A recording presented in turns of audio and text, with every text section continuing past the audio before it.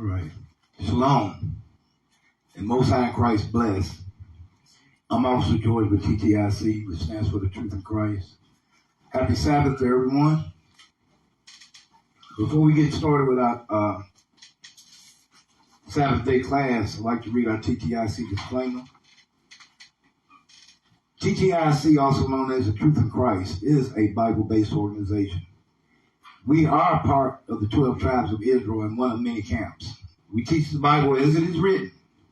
We are not a hate group, nor do we teach violence. We do not condone any acts of hate or violence against any race, ethnicity, gender, and religious groups. We firmly believe in abiding by the laws of the city and state. If anyone witnesses any member of TTIC committing a crime, please contact us or the proper authorities. Thank you. All righty. Shalom, Most High in Christ bless. How y'all doing? I'm Brother Mark of TTIC, which stands for The Truth in Christ. All righty. Happy Sabbath to y'all brothers and sisters. Happy Sabbath. Happy Sabbath. All right. We got a class for you today. The class is called Sick. I'm saying it again. The class is called Sick. All right. That's the... Wow, what is that? What is that? Sick. This is the thing that we as a people, we gotta recognize that when you got a disease, what do you need? A physician, right? You need a doctor so you can get yourself what?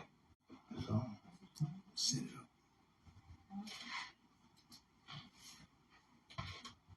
Yeah. All praises. So, like I said, today's class is called Sick. We hope y'all brothers and sisters get something out of today's class. Also, brothers and sisters, remember, click on YouTube. We need y'all to click on YouTube and all right. I want to start off today, Officer George. But before we start, I want to make sure all this thing is connecting. Are we not freezing online, are we? Okay. All right, give me Jeremiah chapter 10, verse 23.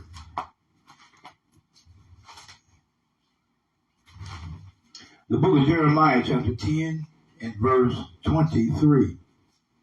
Oh Lord, I know that the way it's not men that direct, you don't direct your own step. We really direct the path that we're on. No, you didn't wake up and say, you know what? I'm going to put on this garment. I'm going to put on these fringes. I'm going to put on these boots. I'm going to put on these shoes. And I'm going to go out here and I'm going to teach the people about the Bible. No, it ain't. Whether you go on a good path or you go on a what? Bad path. Everybody understand that? All right. From her, give me Proverbs chapter 21, verse 2. The book pondereth the heart. The Lord pondereth the heart. So in every man's way, they think they right. Every man think they right by the way they want to go. But if you're not going the way God says go by keeping his law, statutes, commandments by this Bible, you're sick. A lot of brothers will see the Bible but won't do what's in it. That's the thing that we got to get out of. Luke 16:15. your hearts, for that which is highly esteemed among men is an abomination in the sight of God. Read that one more time. The book of Luke, chapter 16, verse 15. And he said unto them, ye are they which justify before men. Okay?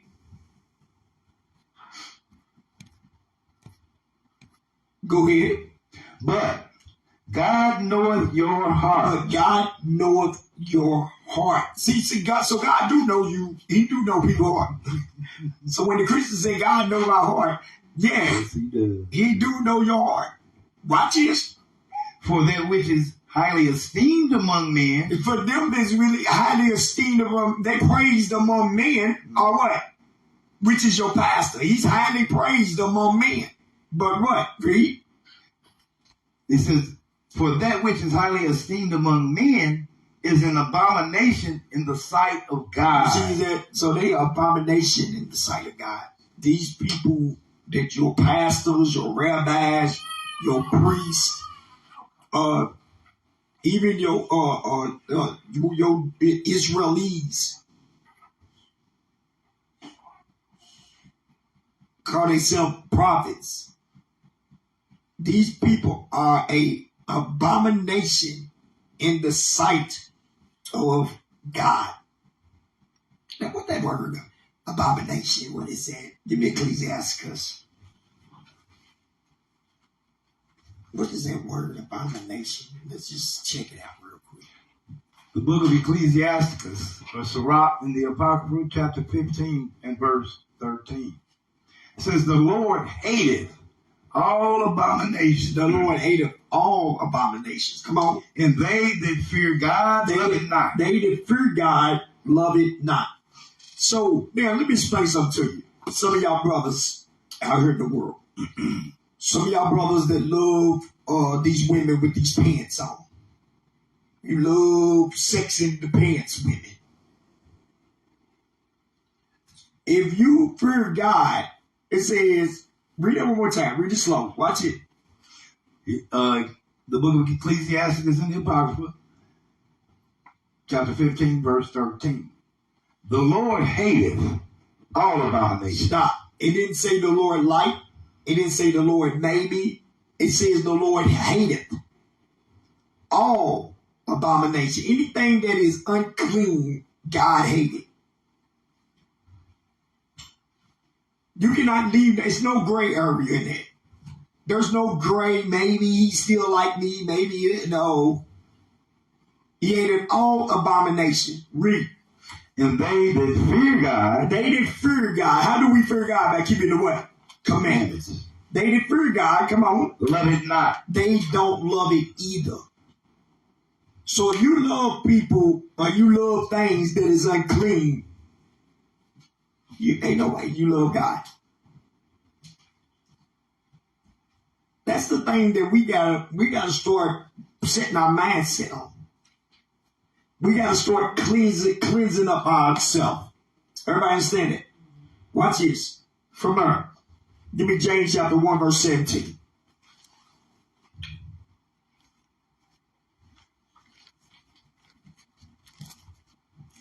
The book of James, chapter 1 and verse 17. Every good gift and every perfect gift is from above. Every good gift and every perfect gift is from the above. What gift do God give you? The laws. You can look, that gift is broke down different ways. Meaning, I'm going to show you. Some people say the Holy Spirit is the laws. Some people say the Holy Ghost is the laws. Some people say the water. It's the laws. Some people say, what else they say? The Spirit is the law. Read it one more time, Robert. The book of James, chapter 1, verse 17. Every good gift. Stop. Every good gift. Those words is what I say, because our people, and if you blessed, you got the what? The law. Damn. Every good gift and every perfect gift is from above, which is the laws. That's the best gift that God can give you, is the way to get eternal life. Let's prove that. Let's prove that. Give me Galatians chapter 4, verse. Let me just go get to the point. Verse 3. Galatians chapter 4, verse 3. I'm not looking at it. I was make sure we good. Galatians 4 and 3. The book of Galatians 4 and 3.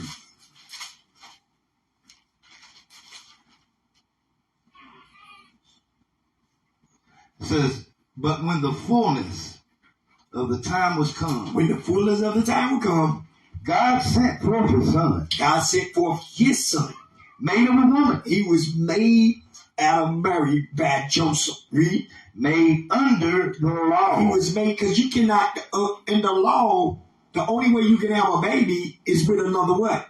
Man. The only way a woman can have a baby is with a man. Made under the law. Marriage.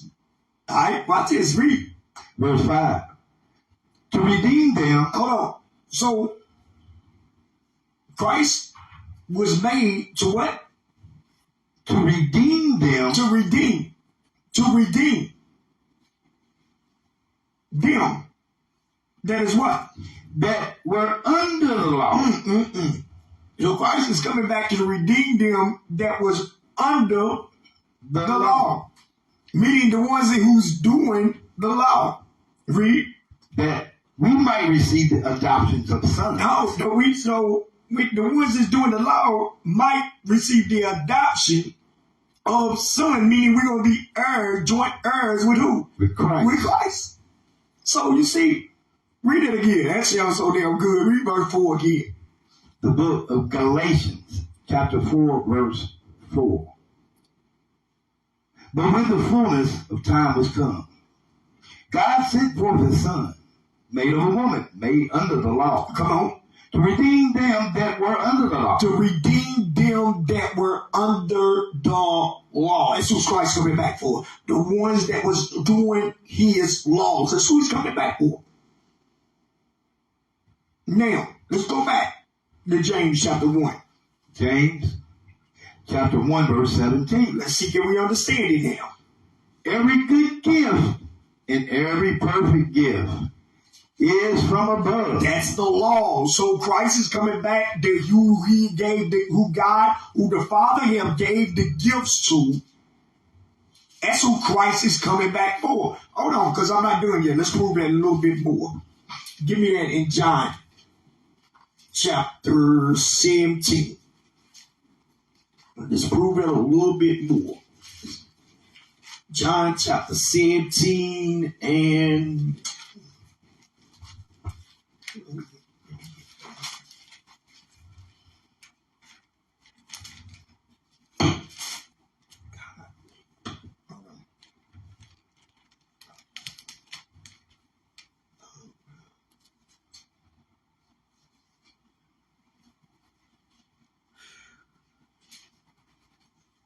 John chapter 17, verse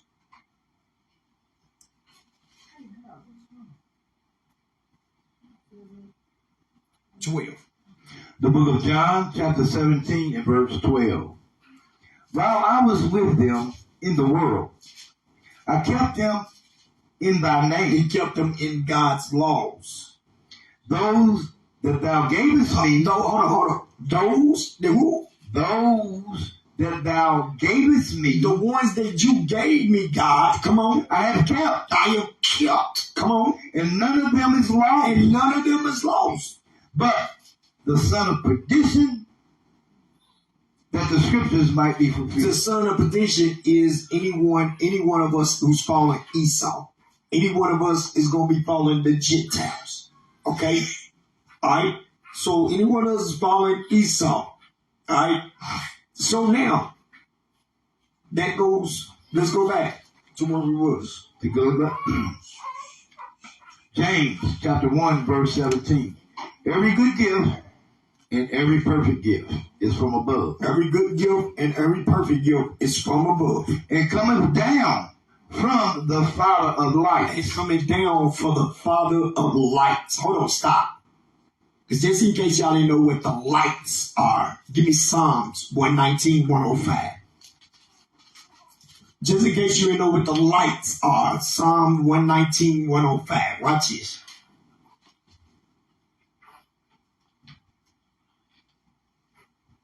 Psalm 119, 105. Read. Thy word is a lamp. So thy word, the word is God's law to the Isaiah 8:20 to the law and to the testimony if they speak not according to this word, because there is no light in them. So to read it again. It says thy word is a lamp unto my feet. Thy word. So God's law is a lamp under my feet. Come on. And a light. And a what? And a light. And a light unto my path. And to a light unto my path. All right? And a light unto my path. Give me Proverbs 6:23. Because it says, because I know I don't want nobody getting confused. Give me Proverbs 6:23. The book of Proverbs, chapter 6 and verse 23. It reads, it says, for the commandment is a lamp. For the commandment is a lamp. And the law is light. You see that the law is light. All right, so now let's go back. Let's go back to James 1:17. The book of James, chapter 1, verse 17. Every good gift and every perfect gift is from above, and cometh down from the Father of lights. So God is the Father of the law. Do y'all understand that? So if he's the Father of the law, you cannot come to the Father or his Son, because his Son is going to follow him. His Son is not following other nations. That's why Christ was able to get saved, because he followed his Father's footprints.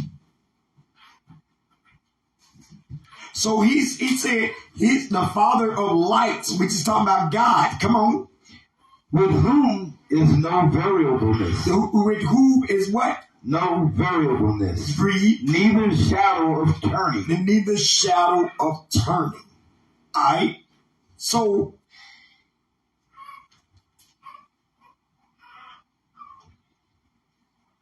give me 1 second.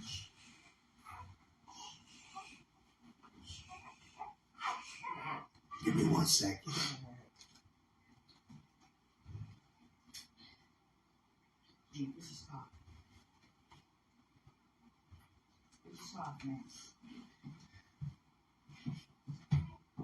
All right. Variation is a change or a difference in condition. All right. So it means that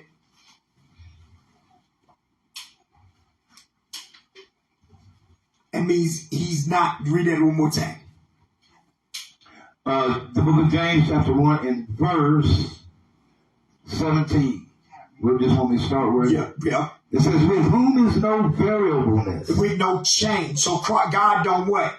Change. So with whom there is no variableness. Come on. Neither shadow of turning. Neither or shadow of turning. So God don't change. That's just another scripture that shows you that God don't change. That's what variableness means. Okay? Change. So it says, with whom is no variableness, meaning no what? Change. That's all it means. All right, come on. Neither shadow of turning. Read. Of his own will begat he us with the word of truth. With the word of what? With the word of truth. With the word of truth. All right, go ahead. That we should be a kind of first fruits of his creatures. That we should be a kind of first fruit of his creatures. Therefore, my beloved brother, let every man be... Hold on, read verse 18 again. 18. It says, of his own will begat he us with the word of truth. With his own son. I'm sorry. Go ahead, read it. With his own will. Read it again, verse 18. Of his own will. Of his own will. Begat he us with the word of truth. So with his own will, will he begat us with his word of truth, with his law of truth. Everybody understand it? So he's going to begat us with his law. So the ones that's coming to God is going to have truth, meaning they're going to be doing his what? Law. So now, let me ask y'all a question. The reason why Israel is sick, 2/3 of us is sick. We're not going to want God's laws. 2/3 of us is going to want to know Christ, meaning they just want to know Christ is black. Okay, Christ is black. Okay, cool, Christ is black. They still gonna twerk in the middle of the streets. They still gonna spar up their blunts. They still gonna do these things. Because why? They don't understand what's gonna happen at the end. Because why? The little knowledge that they do gather is this. America, it got the powerfulest military ever. But what they don't realize is things go according to how God makes it go. How many of y'all seen big dudes and all of a sudden they 150 pounds? They was 350 pounds chiseled with muscle. All of a sudden they down to 100 pounds skinny. What's it called? What happened to their body? They got sick. They got what? They got sick. They got sick. So when they got sick, what happened to them? They changed. Mm-hmm. Their whole estate changed, right? Yeah. They was no more 350 pounds chiseled. Now they was 100 pounds soaking wet. Look sick, right? Of course they look sick. They went from 350 to 100. They sick. Who made that person sick? It wasn't themselves. It was God. Watch this. Read it again. Verse 18. Verse 18. Of his own will begat he us with the word of truth. So he begat us through his laws. Come on. That we should be a kind of first fruits of his creatures. So we be the kind of the first fruits of his creatures. Come on. Wherefore, my beloved brother, let every man be swift to hear. Stop. You know why he's telling y'all to be swift to hear? He said, wherefore, my beloved brother, let every man be swift to hear. You can't learn nothing if you always talking. You can't learn nothing in this truth if you always talking. If you trying to out-talk somebody, if you talking fast, if you talking slow, if you talking loud, you can't learn nothing. That's why he said, let every man be what? Let every man be swift to hear. Stop right there. Give me Ecclesiastes 32 before we finish it up.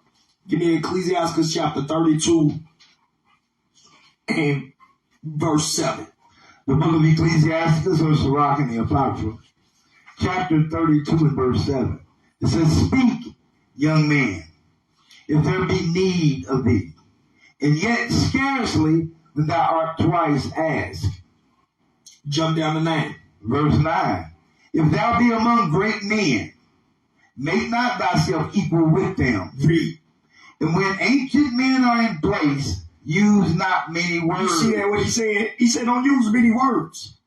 So what happens is, let's go back to James 1:19. James 1:19. Wherefore, my beloved brother, let every man be swift to hear. Stop, because he said over here in Ecclesiastes 32 and 9, when thou be among great men, make thyself not equal with them. So when you among elders that's more more powerful than you in the scriptures, shh. I know if I'm around Bishop and my shut my black mouth, I'm gonna learn something. Man, you already know. Be over learning something. You talking, you done miss something. You ain't gonna hear something. You see what I mean? Those things is that's why you gotta be swift to hear. Read. It says, slow to speak, slow to wrath. Read the whole thing. Wherefore, my beloved brother, let every man be swift to hear. So you gotta hold your tongue. Read. Slow to speak. You gotta be slow to speak. Read. Slow to wrath. You gotta be slow to anger. That's you know what happens, because when you speaking and you get corrected, you get what? You get wrath. You get mad. You get angry. So censor yourself. You gotta learn how to censor yourself. Read. Verse 20. For the wrath of man worketh not the righteousness of God. Did you see that? Read it again. For the wrath of man worketh not the righteousness of God. So the wrath of man or woman worketh not the righteousness of God. We can't be sitting around here just mad every time somebody tell you something you're doing wrong. That's what this truth is what? That's what it's for. That's what it's for. The truth is for you to know what you're doing wrong. That's why when we read over here in 32, it says, speak, young man, if thou be need of thee. And yet scarcely when thou ask twice. But watch this. Let thy speech be short. What it say? Let thy speech be short, comprehending much in few words. Comprehending much in few words. Be as one that knoweth, yet holdeth his tongue. Because see, the scriptures means they mean double. Not only do they mean double, they deeper than they are. So you got a young man that he's coming, he popping off. He just got the glaze of the first coat on him. He just got the first coat on him, but he's popping off with the what? That's why it said, let speech be few, comprehending much in few words. Be as one that knoweth, yet holdeth his tongue. You gotta hold your tongue. Baruch 1:13.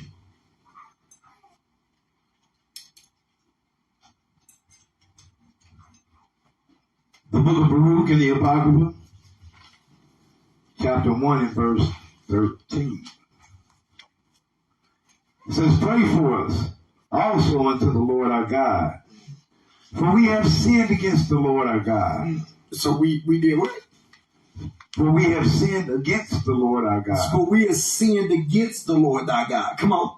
And unto this day, the fury of the Lord and his wrath is not turned from us. So God's wrath is not turned from us still. Don't you see our brothers and sisters out here getting smoked every day? Don't you see the kidnappers? Don't you see the prostitution? Don't you see our daughters out here wearing these little bitty clothes? Don't you see the blind in our heads mimicking our strong enemy? Won't look like them. We won't look like them. That's how you know the wrath of God is not turned away from us yet. And y'all might say, well, enemy, that's a strong word. Hold on real quick. Let me show you something. Give me Psalm chapter 83, verse 2. Watch this. Because I'm gonna back what I say up with the word of God.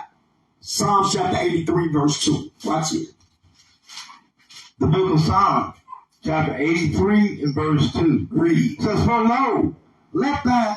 for lo, thy enemy make a tumult. So he said, Lord, your enemy make a tumult, a loud gathering. Watch this, come on. And they that hate thee. Hold on. Stop.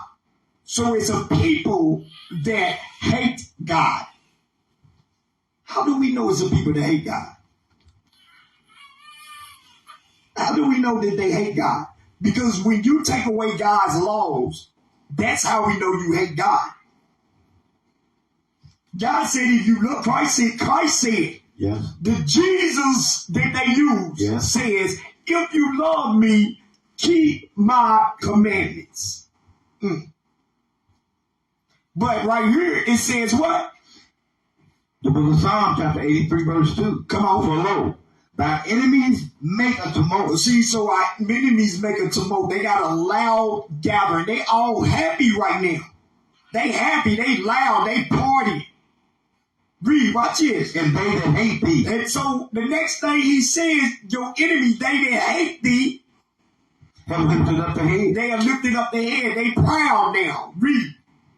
It says, they have taken crafty counsel against thy people. Hold on, stop. Who's the only ones that get planning in their neighborhood on? They're not planning for the Japanese, Chinese, Vietnamese. They're not planning for the Napoleons. They're not planning for these nations. Who they set up roadblocks for? Who they set up traps for in your neighborhood? Who they set up all those things for? You. Oh, the blacks and the Hispanic. Mm-hmm. You know the Hispanic at one time was up in Texas. Mexico was up in Texas. All of a sudden now they're aliens. Illegal aliens.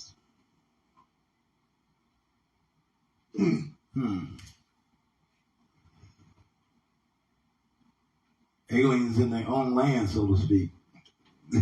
and their own land, so to speak. Read it again. Watch this. Psalm 83 and verse 3. Or 2. Yeah, 3. They have taken crafty counsel against thy people, and consulted against thy hidden one. Watch this. Verse 4. They have said, come, let us cut them off from being a nation. So they said, come, let us cut them off. Them. They not cut everybody off. I just named them. The Nepalians, the Japanese, the Chinese, the Vietnamese, the Arabs. Even when you get down into their people, the French, the Italians, the Romans, they not making up things to cut them off. Nope. They're making up things to cut off our people. That's where the felonies and all that. Because if this United States had no Negroes in it, or if we was all equal per se, you wouldn't need no felony. The felonies is designed to keep you from getting a good job. Yeah. Do it affect some white people? Of course, because they've been criminals. Yeah. They stole this whole land. Yeah. A thief is a thief. But their people got good jobs, so it doesn't affect them. They are supervisors, they are managers, they're vice presidents, they're presidents, right. They're general managers. Yeah. Don't get me it is a lot of black people that is supervisors now. We talking about after the fact. It's still, you got a small percentage of our people that is managers and supervisors now. Because their people are moved up. Yeah. When they comfortable. A lot of their people retired, they comfortable. Their kids is coming up. They kids is coming up with big engineers and all that type of stuff. Right. It's so many ways to make money nowadays that, of course, some of our people are slid in those little supervisor positions. And some of them. Make sense to y'all? Mm-hmm. Read what you got one more time. It says, they have taken crafty counsel against thy people, and consulted against thy hidden one. Read. They have said, come, and let us cut them off from being a nation. So they say, come, let us cut those people off from being a nation. Meaning, if we hate each other. We disagree with each other. We can't bond with each other. Yeah. So that's how they cut us off from being a nation. The Bible even states, what did Christ say? Hold that real quick. Hold that. We're coming right back. Mm-hmm. Give me Matthew's. 12 and 24. 25. The book of Matthew, chapter 12, and verse 25. Let's see what the Messiah says on this. Every kingdom. It says, and Jesus knew their thoughts and said unto them, every kingdom divided against itself. Every kingdom divided against itself is brought to desolation. It's brought to what? It's brought to desolation. Y'all see, look at us. Look at us as the black folks. We are divided and we are brought to desolation. We are on the bottom because we are divided without God's laws. Is that it on there? And it says, and every city or house divided against itself shall not stand. Shall not what? Shall not stand. That's why we can't stand against the white man. You can get a few bunch of y'all coon brothers that want to go out there and say, hands up, don't shoot. Hands up, don't shoot. No justice, no peace. No justice, no peace. It's a handful of y'all doing that, and that's why y'all, that garbage don't work.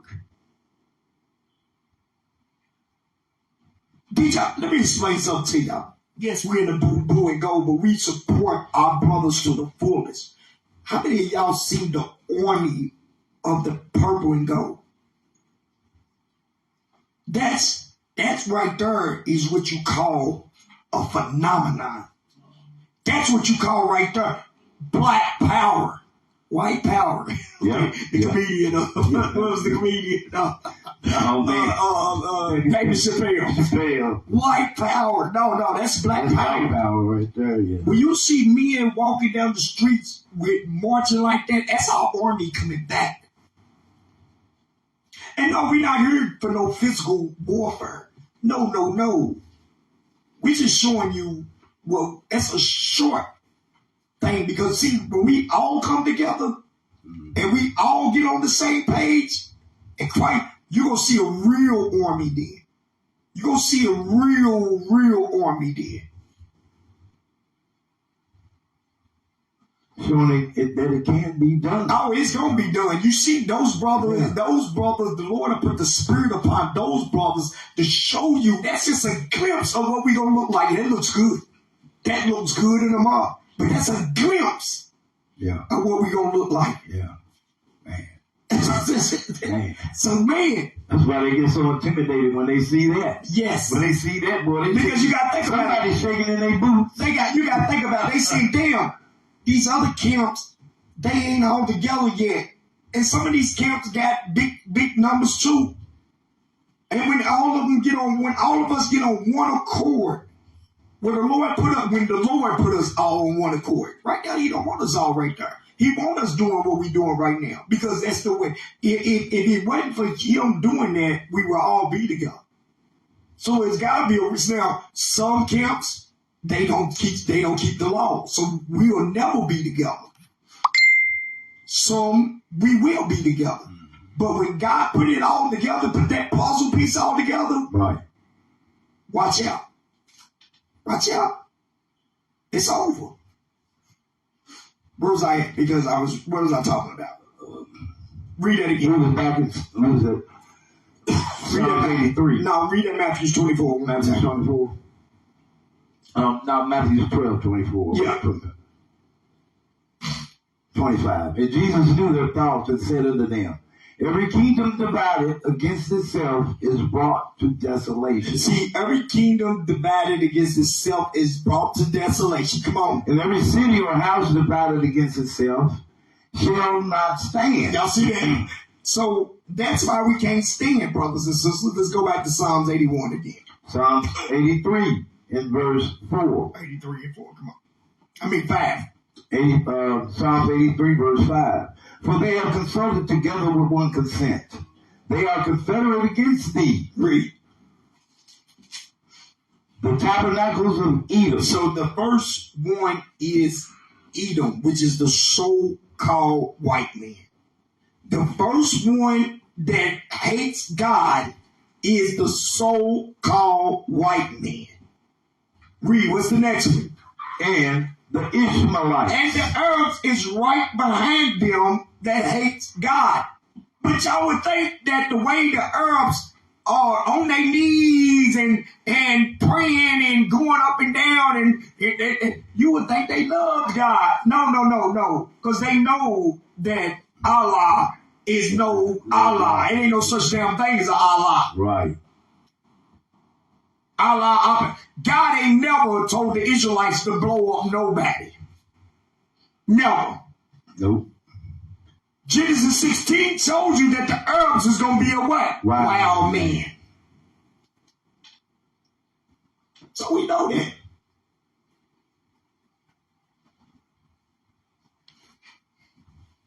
Read. The next enemy of God is Moab. Moab, the so-called Chinese. You would think that when you look at these nations that they have a sense of God in them. Because they all big, they all prospering. But no.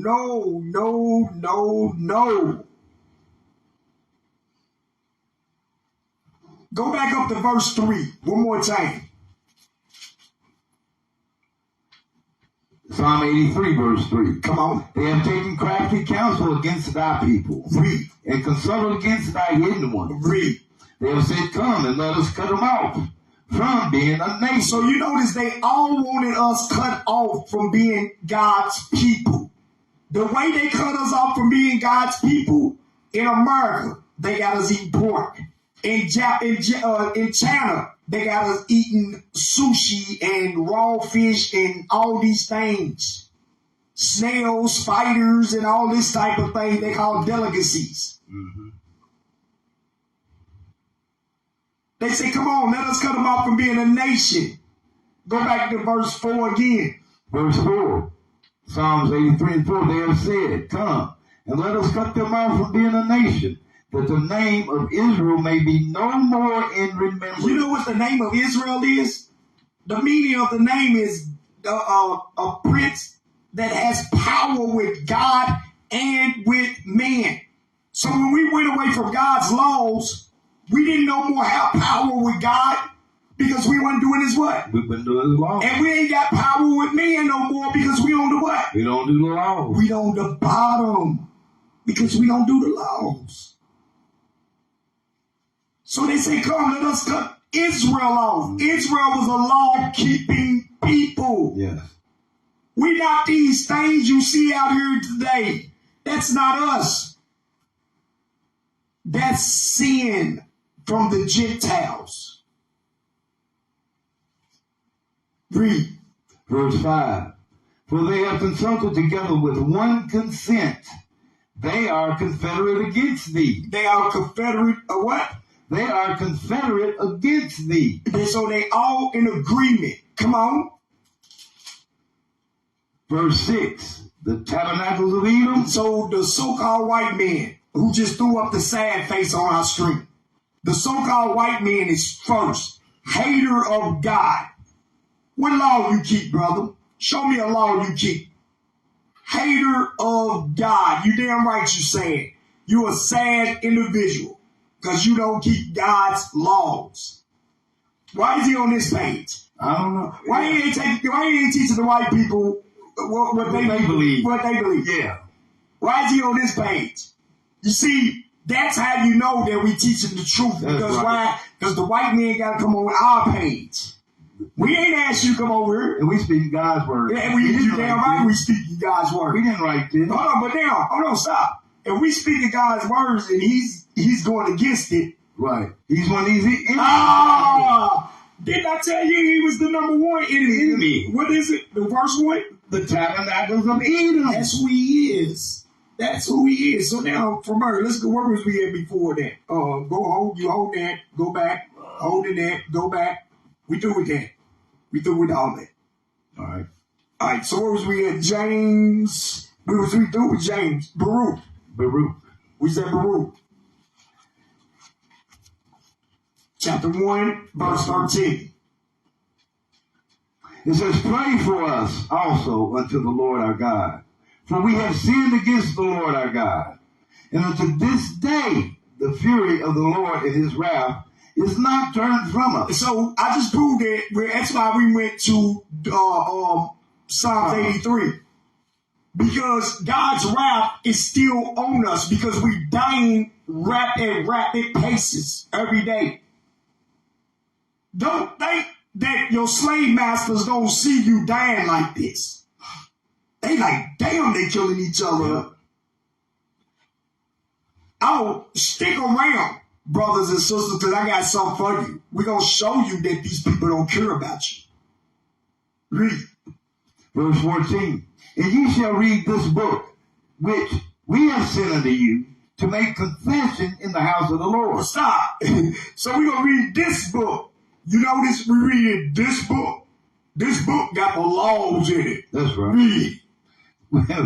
Which we have sent unto you to make confession in the house of the Lord upon the feast and solemn days. From the feast and solemn days. The solemn days is the appointed day of the feast. Come on. Verse 15. And ye shall say, to the Lord our God belongeth righteousness. Unto the Lord our God belongeth righteousness. But unto us the confusion of faces. Read. As it is come to pass this day unto them of Judah, and to make the inhabitants of Jerusalem. Read. To our kings and to our princes and to our priests and to our prophets, and to our fathers. Read. For we have sinned before the Lord. We have did what? We have sinned before the Lord. Read. And disobeyed it. Come on. And have not hearkened unto the voice of the Lord our God, to walk in the commandments that he gave us openly. Stop. So what was the voice of God? The voice of God was the what? The commandments. Was to walk in the commandments. The voice of God was the commandments. We have not obeyed his voice, which is the what? Commandments. Everybody got that? Just read. Verse 19. Yes, sir. Since the day that the Lord brought our fathers out of the land of Egypt, since the day the Lord brought our fathers out of the land of Egypt, unto this present day, and to this present day, right now, 2023, read. We have been disobedient. We have been what? We have been disobedient unto the Lord our God. Come on. And we have been neglected in not hearing his voice. Negligent. Come on. Negligent in not hearing his voice. Read. Wherefore, the evil Hold on. Because we have been negligent to God's laws. Yes. He said what? Therefore the what? And wherefore the evils cleave unto us. Stop. So because we don't listen to God, that's why the evils cleave unto us.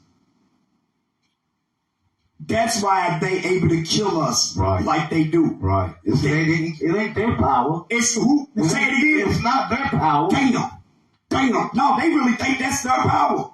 White power. No. It ain't white power. We've been negligent, so God's allowing them to do that. Damn. Somebody tell the article that we read. You right here. You stay around for this article later on. Read. Verse 20. Wherefore the evils cleave unto us in the curse, which the Lord appointed by Moses, his servant, at the time that he brought our fathers out of the land of Egypt, to give us a land that flows with milk and honey, and like it is to see this day. So the curses was appointed to us by Moses. I mean, Moses the one he taught us. He the one taught us that if we did not obey the voice of the Lord our God, all these bad things shall come upon thee and overtake thee. Mm-hmm. Read. Verse 21. Nevertheless, we have not hearkened unto the voice of the Lord our God, according unto all the words of the prophets whom he sent unto us. So they choose to do some things, and some things they choose to do. Read. Verse 22. But every man followed the imagination of his own wicked heart. So every man followed the imagination of his own wicked heart. Read. To serve strange gods. See, that's what you're mad about, little brother. You're mad because we don't serve those strange. Your gods are garbage. I'm going to tell you straight up. Y'all gods are garbage. Read it again. But every man followed the imagination of his own wicked heart. Read. To serve strange gods. Your God can't heal a piece of bubble gum. Damn. After you chewed it up. After you chewed it. Your God can't heal nothing. That's the funny thing about it. And that's why we back. That's how you know we back. That's right. See, our God can make a piece of gum come back to whole after it's been chewed up. Y'all God, that gum gonna stay the same way it is. 1,000 years? Yeah. 2,000 years? They be using that technology on it, trying to see the age of it. Count the circles. Count the circles in the gum. It's 1,000,000 years old. Damn. Read it again. Come on. Verse 22. But every man followed the imagination of his own wicked heart. Read. To serve strange gods. Read. And to do evil in the sight of the Lord our God. Damn. Them damn people. Give me from our house, George. Give me Jeremiah 10. Let's go back to Jeremiah 10, and I want verse 11, please. Jeremiah chapter 10, and I want verse 11. The book of Jeremiah chapter 10 and verse 11. Thus shall ye say unto them, the gods that have not made the heavens and the earth. Hold on. The gods This is the same thing we was talking about in the Baruch. Everybody got that? Mm-hmm. The gods that have not made heaven and earth, come on. Even they shall perish. Even what? Even they shall perish. So, stop. So you can take your little Caesar Borgia, your little blind hair, shaggy looking character, take that character and burn them up. Because God says what? Read it again. Thus shall ye say unto them, the gods that have not made the heavens and earth, come on, even they shall perish from the earth. Damn. And from under these heavens. It didn't say above the heavens, it said under these heavens. Read. Verse 12. Hold on. No, I want you to jump to verse 14. Verse 14. Yep. Every man is brutish. Every man is what? Every man is brutish in his knowledge. Every man is brutish in his knowledge. Hold on. We're going to read the definition. We ain't gonna leave you out here. Get that brutish. Yeah, we ain't going to leave you out here. Hold on real quick. Let us read this definition of brutish. All right, everybody look up. Give me 1 second. I got you.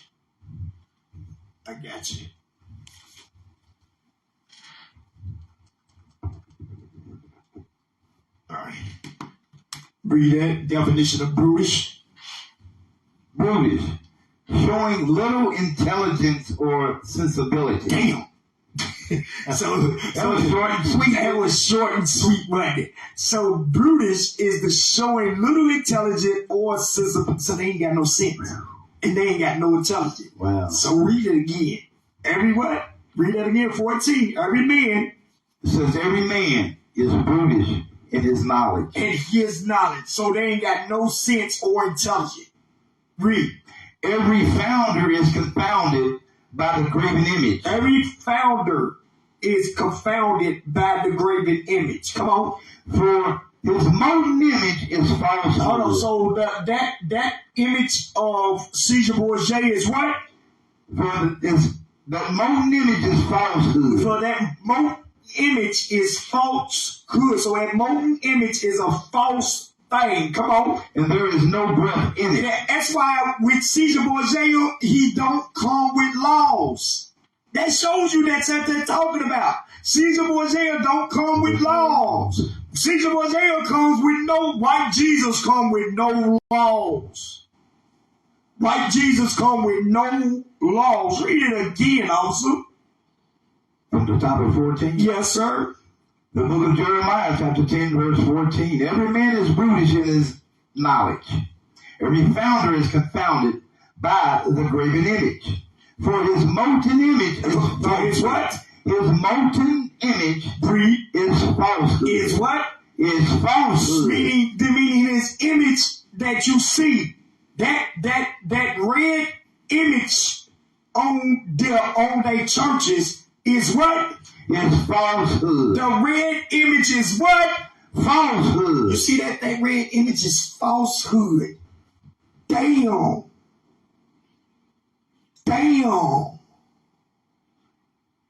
Read. And there is no breath in him. He ain't got no laws. Damn.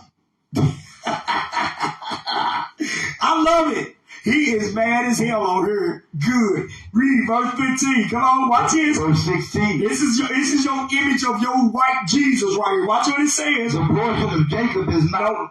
Verse 15. Verse 15. Oh, I'm sorry. They are vanity. They are what? They are vanity. Futile. And the work of errors. Hold on. Whoa. So these images, they are vanity. And they the work of what? Errors. That's why people can't get it right. Because they go in these churches, and them churches represent the devil. They represent the devil. Read. In the time of their visitation, they shall perish. In the time of their visitation, so when Christ come back to visit the earth, these people gonna die because they followed that image. Wow. Read. Verse 16. The portion of Jacob is not like them, for he is the former of all things. Hold on. So the portion of Jacob is not like them, for he is the former. You know what former means? Maker. He's the maker of all things. Come on. And Israel is the rod of his inheritance. Oh, in Israel what? And Israel is the rod of his inheritance. So Israel is the rod of his inheritance. Come on. The Lord of hosts is his name. Damn, read it one more time because I like how it sound in my ear. Read it again. Jeremiah chapter 10, verse 16. The portion of Jacob is not like them. It's not like, hold on. So our God is nothing like them. Our God, we never going to be confounded. Our God, there's no error in us. Our God, we ain't going to perish forever in nuclear fire with our God. For he is the former of all things. He's the maker of all things. Come on. And Israel? And who? And Israel. Read. Is the rod of his inheritance. Israel is the rod of his inheritance. Come on. The Lord of hosts is his name. And wee. Come on with it. Proverb, give me Psalms chapter 16, verse 5. Man, I don't know how y'all feel, but I feel all gooey and stuff inside. I feel all good and stuff, man. Oh, man. That's what I'm talking about. Give me Psalms 16. The book of Psalms, chapter 16, verse 5. Yep. Says, the Lord is the portion of mine inheritance. So now this is going to explain what we just read in Jeremiah chapter verse 16. Verse 10 and 16. This is going to explain that last part. Read. Psalm 16:5. The Lord is the portion of mine inheritance. The Lord is the portion of my inheritance. And of my cup. And of my cup. Thou maintainest my lot. The Lord maintaineth, God uphold our lot. See that? So that lets you know the Lord is the portion of my inheritance. Who's that? That's King David. That's right. King David's from the tribe what? Judah. Yeah, he ain't from all nations. Proverbs 10:29 for me, please. You know, we like when you come on here, brother. We do. You make the class so much better. Proverbs 10:29. The book of Proverbs, chapter 10, verse 29. Read. It says, the way of the Lord is strength to the upright. The way of the Lord is strength to the upright. But destruction shall be to the workers of iniquity. So now, what I want y'all to understand is, this is why today's class is called Sick. Because, read it one more time. The book of Proverbs, chapter 10, verse 29. It says, the way of the Lord is strength to the upright. The way of the Lord. So God's laws is strength to the upright. But watch this. But destruction shall be to the workers of iniquity. But you're going to die if you don't do his laws. You're going to die. It's strength, meaning it's going to pull you through the fire if you keep his laws. But if you don't keep his laws, it's not going to pull you through the what? The fire. Now, I just had a scripture. Hold on real quick. Oh, yeah, give me Jude. Give me Jude, Officer George. Give me Jude. Jude 1 and I think it's 18. Let me get there. Yeah, let's start with 1 and 18. The book of Jude, verse 18. Hold on, let me make sure.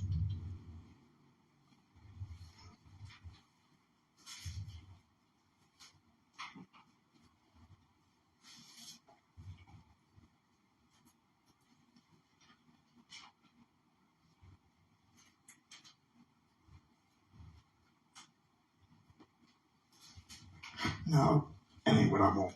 I'm sorry. That ain't what I want. Give me 1 second.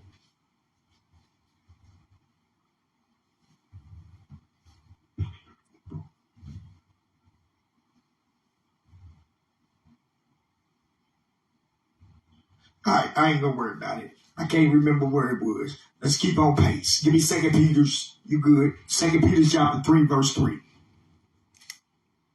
The book of 2 Peter, chapter 3, is verse 3. Knowing this first, that there shall come in the last days scoffers. What do you say? scoffers. So come in the last days, scoffers, read. Walking after their own lust. So we know, the Bible letting us know in the last days, there shall come scoffers. Everybody understand that? Give me 2 Ezra chapter 6, verse 41. So in the last days, there shall come scoffers. Everybody got to remember this. Why are they scoffing? They scoffing to keep you what? They want to scoff to keep you away from God. This is why this dude is on our page. He's hoping that the people that is looking, that he can deter them. But see, let me tell you something. Whoever's looking at us, they're not looking at us for you to be on there for your comments. They're looking for us because we're teaching God's words. And so you can't deter no one. If somebody get deterred because of you, it's because they was never believing what we teach anyway. Right. Read what you got. Come on. The book of 2 Ezra, chapter 7 and verse 41. Uh-huh. And it reads, even so now, seeing corruption is grown up. You see, so even back then, but even now, corruption is grown up. Come on. And wickedness increased. You know how wickedness have increased? Wickedness have increased so much that you can go in the bathroom. They got the bathrooms where genders can go in together. Mm-hmm. That's crazy. Yeah. That's how much wickedness have increased. Go ahead. And the wickedness increased. Hold on. Also, the wickedness have increased because I don't know what state y'all in, but here in Kentucky, it's been like 3 or 4. Just last week, it was 3 or 4 daytime rapes. Daytime rapes. You know, dudes usually rape a woman, take her in the night, take her and rape her. No. They raping in the daytime. Daytime rape. That's how the wickedness have increased. Come on. And the righteous have prayed for the ungodly. And the righteous have prayed for the ungodly. Wherefore shall it not be so now also? That's what we do. We do pray for the ungodly. We pray for them. They get themselves right, then they what? Repent. Go back to 2 Peter's. So wickedness have grown up. 2 Peter's 3 and 3 again. The book of 2 Peter, chapter 3, verse 3. Knowing this first, that there shall come in the last days scoffers, walking after their own lust. Come on. And saying, where is the promise of his coming? For since the fathers fell asleep, all things continue as they were from the beginning. So since the fathers fell asleep, all things continue since the beginning. Come on, watch this. For this they willing are ignorant of. Oh, no, for this they what? For this they willingly are ignorant of. Read. That by the word of God the heavens were of old, and the earth standing out of the waters and in the waters. Read. Whereby the world that then was, being overflowed with water, perished. Hold on, stop. So in verse 4, it said, wherefore the promises of his coming, since the fathers fell asleep, all things continue from the beginning of creation. You're a damn lie. Because that's why he had to show them that it was a what? What happened to the people that sin? We're going to go into it right now. Give me Genesis chapter 1, verse 26. So we're going to take y'all on a little ride. Everybody keep up. Everybody write down these scriptures. Genesis chapter 1. And we're going to start with verse 26. Everybody stay with me. Come on. The book of Genesis chapter 1, verse 26. And God said, let us make man in our image, after our likeness, and let them have dominion over the fish of the sea, and over the fowl of the air, and over the cattle, and over all the earth, and over every creeping thing that creepeth upon the earth. Read. Verse 27. So God created man in his own image. So God created man in his own image. Come on. In the image of God created he him. Male and female created them. So God created man in his own image. He created male and female created he them. Watch this. Read. Verse 28, and God blessed them. And God said unto them, be fruitful and multiply. So God blessed Adam and Eve and told them to be fruitful and multiply. Watch this. And replenish the earth. And replenish the earth. And subdue it. And have dominion over the fish of the sea, and over the fowl of the air, and over every living thing that moveth upon the earth. Now give me Genesis chapter 2. I told you we're going on a little ride. Genesis 2 and verse 6. The book of Genesis chapter 2, verse 6. But there went up a mist from the earth, and watered the whole face of the ground. Read. And the Lord God formed man of the dust of the ground. So God formed man from the dust of the ground. That was Adam. Read. And breathed into his nostrils the breath of life. And he breathed into him his statutes, laws, statutes, and commandments. Is that it? And man became a living soul. And man became a living soul. So from there, also George, let's jump. We're going to jump to verse 18. Genesis chapter 2, verse 18. And the Lord God said, it is not good that the man should be alone. I will make him an helpmeet for him. All right, so now from there, give me 21. Genesis 2, verse 21. And the Lord God caused a deep sleep to fall upon Adam, and he slept. And he took one of his ribs and closed up the flesh instead thereof. Read. And the rib which the Lord had taken from the man, he made a woman and brought her into the man. Stop. Now let's go back to Genesis 1 and 27 real quick. The book of Genesis chapter 1, verse 27. So God created man in his own image. So we see verse 6 and 7, God created Adam. Read. And in the image of God created he him. Male and female. Male. So God created Adam right there from the dust of the ground. Read. And female. And then God did what to Eve? He took her from Adam's what? Rib. All right, read. Male and female created he them. And he created, so God created Adam, and then God created Eve. This is a continuation. Number one is a continuation right here from number 2. It's just showing you what happened. Okay? So now watch this. Verse 22. The book of Genesis chapter 2, verse 22. And the rib which the Lord had taken from man, made he a woman, and brought her unto the man. So God made Eve. God made Eve. And watch what Adam calls Eve at first. Read. And Adam said, this is now bone of my bone, and flesh of my flesh. She shall be called woman. She shall be called what? Woman. Read, because she was taken out of man. So, right here in the beginning of creation, God made woman, and God made man, and then God made what? Woman. Everybody understand that? All right. From her, Officer George, give me Genesis chapter 3, verse 20. The book of Genesis, chapter 3 and verse 20. Now, everybody pay attention to this. Watch it. So God made Adam, and God made who? Eve. So was any woman made before Eve? No. Because never did God say he took another rib and made another woman, right? Right. Read. Watch this. The book of Genesis, chapter 3, verse 20.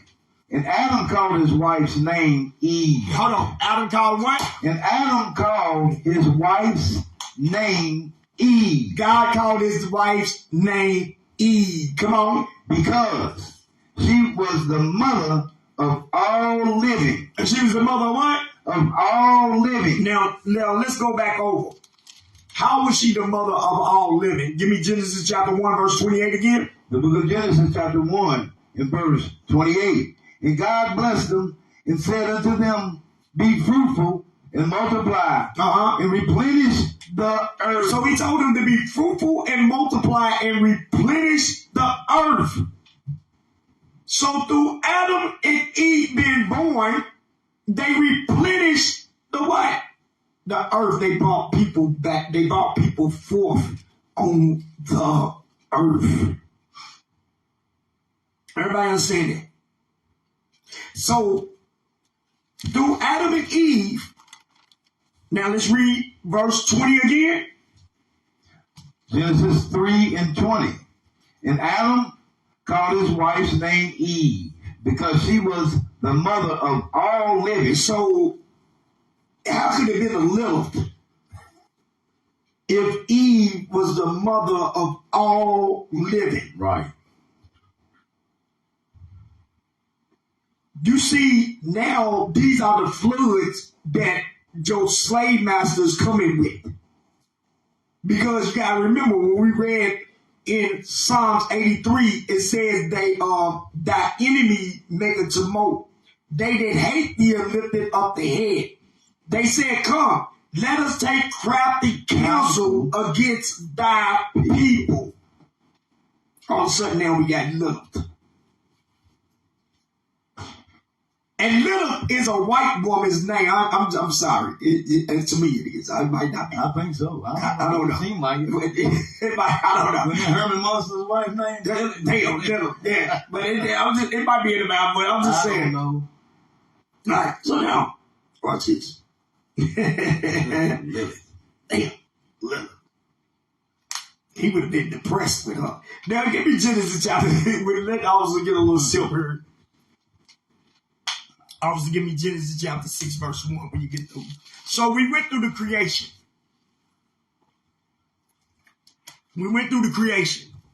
Now, let's see what happened after the creation.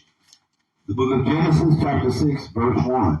And it came to pass, when men began to multiply on the face of the earth, and daughters was born unto them. Come on. That the sons of God... Stop. Now I'm going to make sense to y'all who the sons of God is. All right. It says, and it came to pass, when men began to multiply on the face of the earth, and daughters was born unto them, that the sons of God... Now, hold on. How did these people get on the earth? Remember in Genesis 1:28? God said, be fruitful and what? And multiply. Uh-oh. That's these people. Yeah. So God made these people other what? Other nations. How we know that? It ain't no thing, brothers and sisters. Watch this. Give me 2 Ezra chapter 3 and verse 7. Watch this. I gotta show y'all. So y'all want 3 and 6 or 3 and 7? 3 and 7. The book of 2 Ezra in the Apocrypha, chapter 3 and verse 7. And unto him thou gavest commandments to love thy way, which he transgressed, and immediately thou appointed death in him and in his generation. Read. Of whom came nations. Hold on, so of Adam came who? Of whom came nations. So there came nations out of Adam's. Tribes. It came tribes out of Adam. People. It came people out of Adam. And kindreds out of number. So y'all got to understand, when Adam was throwing at the beginning, Adam and Eve was throwing. This is before they got kicked out the kingdom and had who? Yeah. Cain and Abel. No, they already had a multitude of people in the garden. Because in the garden, things grow what? They grow quick and fast. Eve was pregnant. She popped that ring. She was pregnant. Bang, bang, bang, bang. So Eve was popping them out. Adam was bop, bop, bop, bop, bop. Yeah. He didn't need no Viagra. Yeah. Adam was on go. What the hell is this? So now let's go back. Let's go back. So read verse 1 again, 6 and 1. The book of Genesis, chapter 6, verse 1. And it came to pass, when men began to multiply on the face of the earth. And daughters were born unto them. And daughters was born unto them. These are the kindreds, the tongue, the people, blah, blah, blah. Come on. That the sons of God. Hold on. What was the sons of God? Adam's land. Adam's land. But no angels? No, it was not no angels. Well, they was angels, but they was not immortal angels. They was mortal angels. Because TV will make you think that people, the angels can't. No, it was not no angels in heaven. You had men that was keeping God's laws. That's the sons of God. That's right. The men you had Seth and his sons and that whole line of men. When you read Genesis 5 right here, Enos, Seth, you had Enos, then you had Seth lived and begot Enos 807 years and begot sons and daughters, and then all the days of Seth was 912 years, and he died in Enos. And keep on going also from her. And was it verse 9? Verse 9. And Enos lived 90 years and begat Canaan. And Enos lived after he begat Canaan 815 years and begat sons and daughters. And all the days of Enos was 905 years, and he died. Okay, so we're not going to walk through all this. Yeah. I don't want to walk through all this, but look, we're all the way down till you get down to Lamech. All right, so now, listen. Now, these are the sons of God from Enos, from Seth, all the way down. Right here, from verse 8, all the way down to verse 30. Everybody understand it? Mm-hmm. They're the sons of God that had daughters and sons. And lived hundreds of years. Hundreds of years. So these are the sons of God, the men. And what happened is, verse 6 and 1 again. Verse 6. Chapter 6, verse 1. And it came to pass, when men began to multiply on the face of the earth, and daughters were born unto them, that the sons of God, which was talking about the men that I'm showing you, read, saw the daughters of men, and they saw that the nations that Adam had in the garden, read, that they were fair, that they was fair, and they took them wives of all which they chose. Read. And the Lord said, my spirit shall not always strive with men. Hold on. God said what? Hold on. I'm sorry. I'm moving too fast. Go back to 1 again. I'm moving way too fast. Go back to 1. Genesis 6, verse 1. And it came to pass, when men began to multiply on the face of the earth, and daughters were born unto them. That's verse 1. All right, go verse 2. Verse 2. But the sons of God saw the daughters of men, that they were fair, and they took them wives of all which they chose. Now, I showed y'all from Genesis 5, 8 through 30. But watch this. Let's see. It's those same names in Luke. Give me Luke. Luke, chapter 3.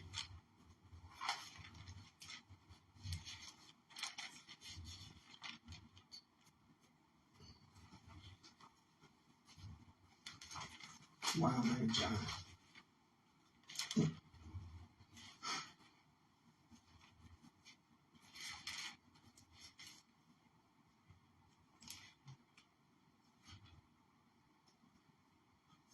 All right, start with verse 36 also.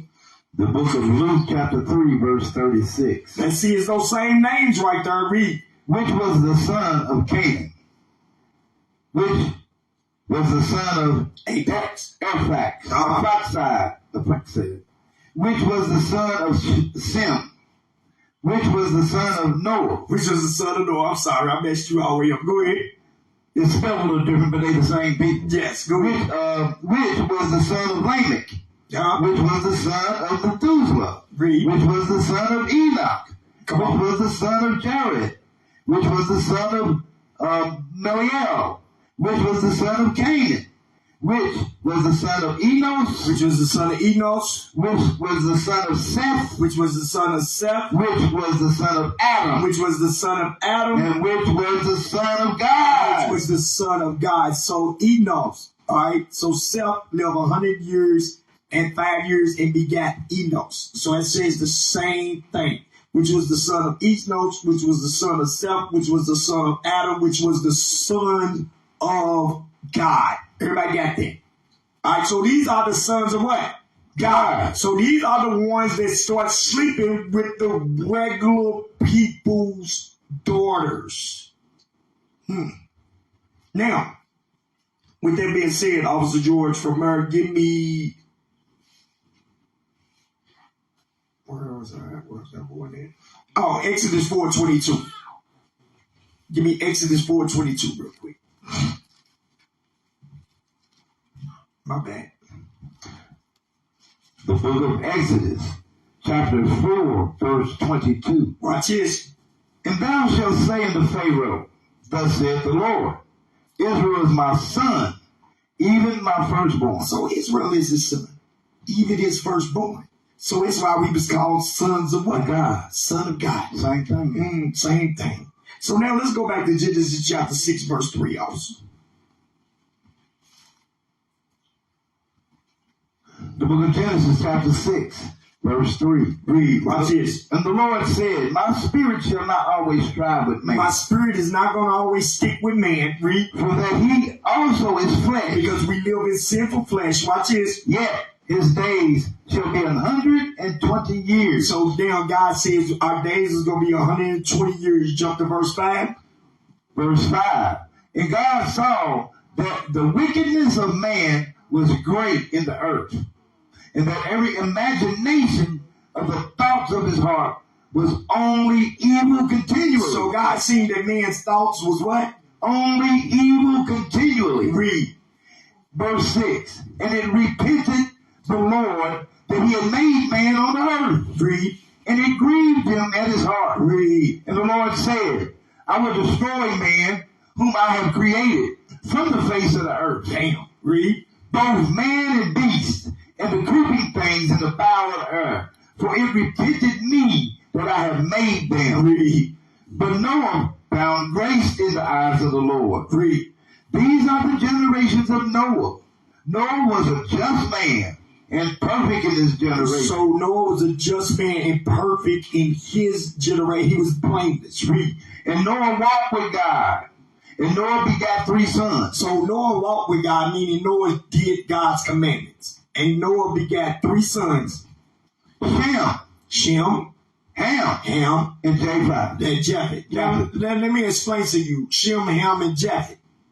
All right? Now, what y'all got to realize is this. Shem, Ham, and Japheth. Shem remained a what? Son of God, which is a Hebrew, which is an Israelite. Shemitic. Which is Shemitic. Ham, nationality was changed to the so-called Africans. Japheth, nationality was changed. Now watch this. Verse 11. Verse 11. The earth also was corrupted before God. Hold on. Now let me ask y'all a question today, people. Is the earth corrupted as it was back then? Worse, so right? Yes. So God destroyed the earth by flood back then. Yes. And the earth was not as worse as it is right what? Now. Right now. Yeah. But watch this. Let me show y'all something. Read. Verse 11 says, the earth was also corrupt before God, and the earth was filled with violence. The earth was filled with what? And the earth was filled with violence. Hold on, stop. So they was them. They was smoking back then. They was smoking brothers back then. Yeah. They was killing brothers back then. Read. Verse 12. And God looked upon the earth, and behold, it was corrupt. Hold on. So God looked upon the earth, and the earth, it was corrupt. Read. For all flesh have corrupted his way upon the earth. All flesh have corrupted his way upon the earth. You notice he wasn't just talking about the Israelites right there. He wasn't just talking about the sons of God. He said all flesh have corrupted his ways upon the earth. Right. Uh-oh. Uh-oh. So what are they doing right now today? Same thing. Same thing. Read.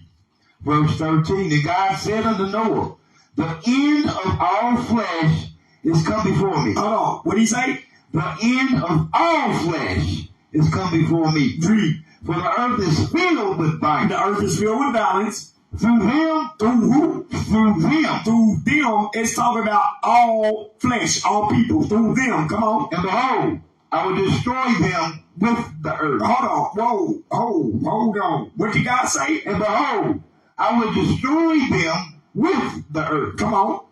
Make thee an ark of gopher wood. Make ye a ship of gopher wood. And remember we did the definition of ark last week, which is ship. Yeah. Make thee a ship of gopher wood. Read. Room shalt thou make in the ark, and shalt pitch it within and without with pitch. So pitch it with anywhere with pitch. That's it. So now, from her, Officer George, we're dropping that. We're going to 7.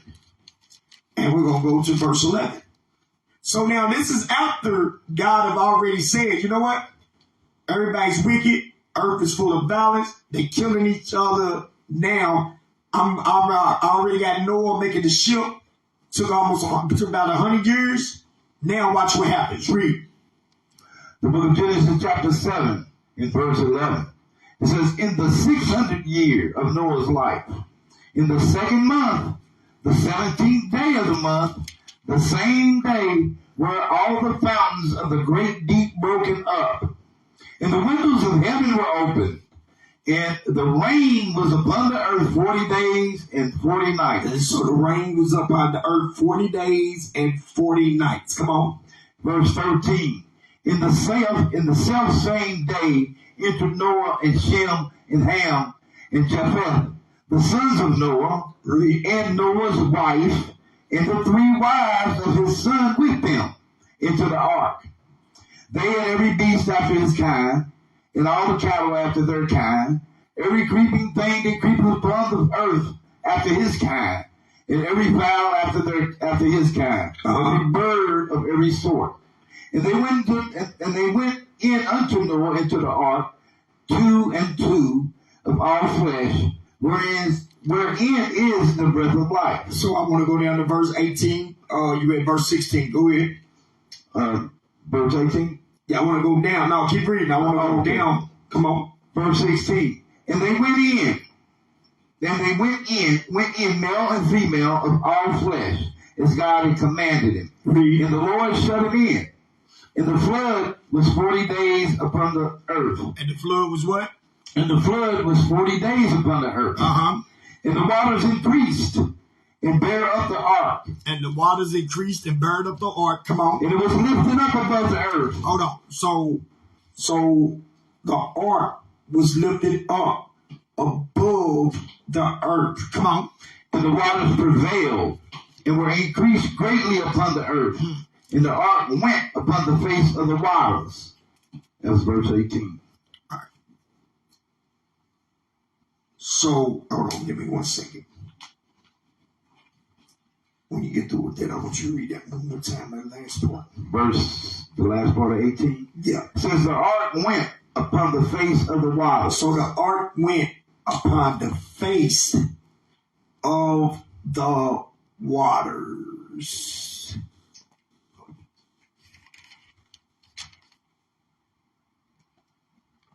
All right. So now what? So God flooded the whole earth right there.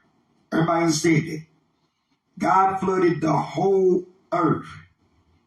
Now, what I want y'all to understand is, so in the beginning, we all died because we refused to do what God said. Now watch this, verse 9 and 14. Because I'm making a point here. Verse 9 and start with 9 and start with verse 12. Genesis 9 and 12. Genesis 9. Genesis 9, chapter 9, verse 12. And God said, this is the token of the covenant which I make between me and you and every living creature that is with you for a perpetual generation. Read. I do set my bow in the cloud. So he said, I set my bow. That bow is the rainbow. Read.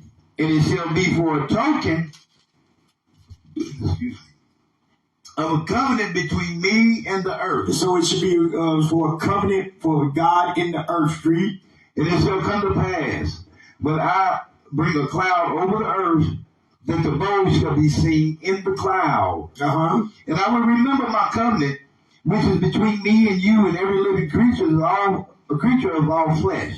And the waters shall no more become a flood to destroy all flesh. So the water will no more become a flood to destroy all flesh. Come on. And the bow shall be in the cloud, and I will look upon it, that I may remember the everlasting covenant between God and every living creature of all flesh that is upon the earth. You see that? So God says, the bowl is for God to remember every living creature of all flesh that is upon the earth. Come on, read. Verse 17. And God said unto Noah, this is the token of the covenant which I have established between me and all flesh that is upon the earth. All right, so now this is the same. So from her, Officer George, go back to 2 Peter chapter 3, verse 6 again. The book of 2 Peter, chapter 3, verse 6. Whereby the world that then was, being overflowed with water. Hold on, being overflowed with water. Perished. What? Perished. So we just read it. We just read the story on how the earth perished. Why did the earth perish, y'all? Because of evils. Because of sin. Because of sin. So the earth perished because of what? Sin. Everybody understand that? Can I get some participation in here? The earth perished, women, because of what? Sin. I gotta remember that. So now, why am I having y'all say that? Because it's very important. Very important. Watch the next part. Read. 2 Peter chapter 3, verse 8. Oh, you want me to finish 7? It says, but the heavens and the earth, which are now, by the same word are kept in store, reserved unto fire. Hold on. So, read verse 6 again. Verse 6. Whereby the world that then was, being overflowed with water, perished. So the world back then being flooded with water did perish. Come on. But the heavens and the earth, which are now, by the same word are kept in store. Okay, so now what verse we at? This is in the middle of verse 7. Okay, keep reading. It says, by the same word are kept in store, reserved unto fire. Hold on. So now God is telling you, okay, I flooded the earth. I made the covenant never to flood the earth again. But it's going to be reserved this time. It's going to be reserved by what? Unto fire. Unto what? Unto fire. Now let me explain something to y'all. For y'all brothers and sisters in here that is still sick. He flooded the earth with everybody except 8 people.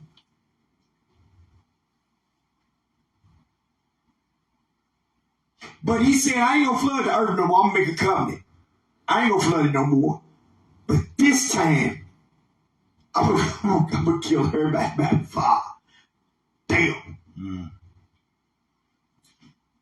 So that ain't no different. Wow. Everybody still gonna what? Die. So what I want y'all to understand is this. The Most High ain't playing with us. So we got to get our stuff together. For you to know that the earth was flooded once before and everybody died except 8 people. What is wrong with you now where you don't understand that?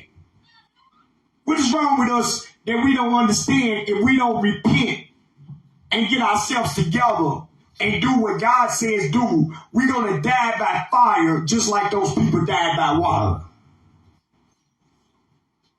Read verse 7 again. Verse 7. You know what? That's what's wrong with our people. Everybody's occupied in the things of their life. We still live in the soap opera, doom, doom, doom, doom, the day of our lives. Mm-hmm. Everybody's still living by that damn soap opera. Well, now you know that soap opera wasn't real. It's a made up, as the world turns. It's a made up damn thing. Get that out of your head. That's entertainment. Mm-hmm. This is reality right here. Read it again, verse 7. The book of 2 Peter chapter 3, verse 7. But the heavens and the earth, which are now, by the same word are kept in store, reserved unto fire against the day of judgment and perdition of ungodly men. So now, I want everybody to look up at the screen. All right, so we're going to look at the definition of ungodliness. What's the definition of ungodliness? Also, George, go ahead. Ungodly. Irreligious or immoral. Irreligious or immoral. All right, let's read. Let's click on some of these. The first one. Unholy. Unholy. Holy means to be separate. So if you unholy, that means you join hand to hand with everybody in this world. Mm-hmm. Yeah. Read. Godless. Godless. You don't have. It's godless. So you don't got God. Go ahead. Irreligious. Irreligious. Let's see what irreligious is. Have you ever seen that word before? Irreligious. Let's click on it. Let's see what irreligious means. Irreligious. Come on. Indifferent or hostile to religion. Damn. Indifferent or hostile to religion. Read. Or having no religious belief. They don't believe in God's laws. That's what irreligion means. Heretic. What is it? Infidel. That's what I'm thinking of. I said heretic, but it was infidel. No religious beliefs. Go ahead. It says start right here. Profane. So profane. Not sacred or biblical. Profane. Not sacred or biblical. Hold on.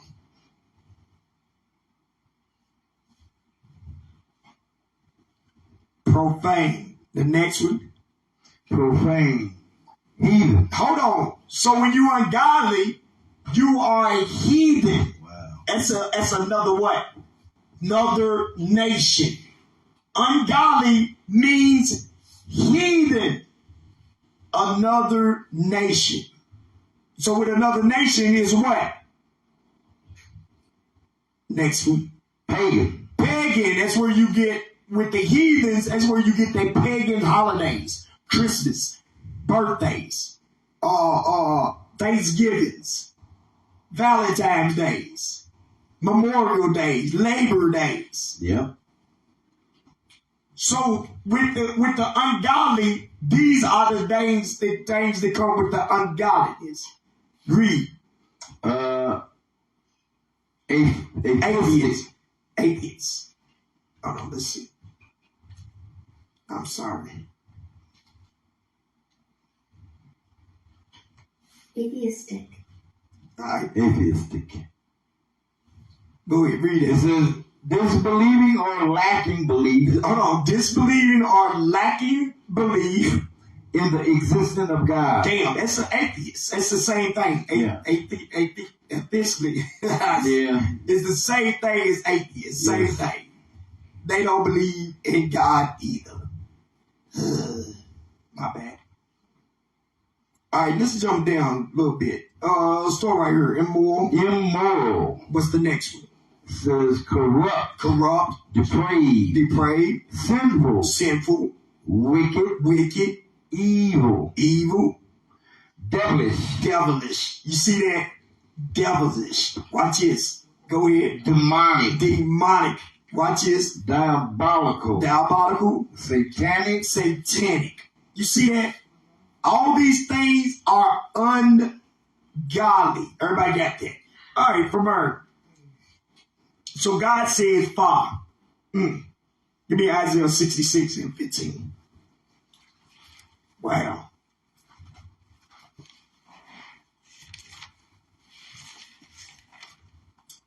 Isaiah 66 and 15. Watch it. The book of Isaiah, chapter 66 and verse 15. It says, for behold, the Lord will come with fire. The Lord will come with fire. And with his chariots like a whirlwind. Read. To render his anger with fury and his rebuke with flames of fire. So the Lord will come with fire. Read. Verse 16. For by fire and by his sword. By fire and by his sword. Will the Lord plead with all flesh. See that? You see what God said? He's going to plead with all flesh. By fire and by his sword. Come on. And the slain of the Lord shall be many. Read. Verse 17. They that sanctify themselves and purify themselves in the garden behind one tree, in the midst, eating swine's flesh, and the abomination, and the mouse, shall be consumed together. So you that's eating flesh, you that eating swine flesh, and the mouse, Chinese food. Y'all that love those Japanese, Chinese dishes. Shall be what? Consumed together, said the Lord. Consumed by what? Fire. Because our people be like, oh man, I ain't eat no more Chinese food, man. You know, they say they had rat. Next thing you know, there you go, sitting down. Well, John G, they don't do that. They have real chicken. You better make you some damn Chinese food at home. Gotta get some teriyaki over. There you go. Be dipping it. Double dipping it. Yeah. Give me extra meat. Trying to change the color of it. Yeah. Give me double meat.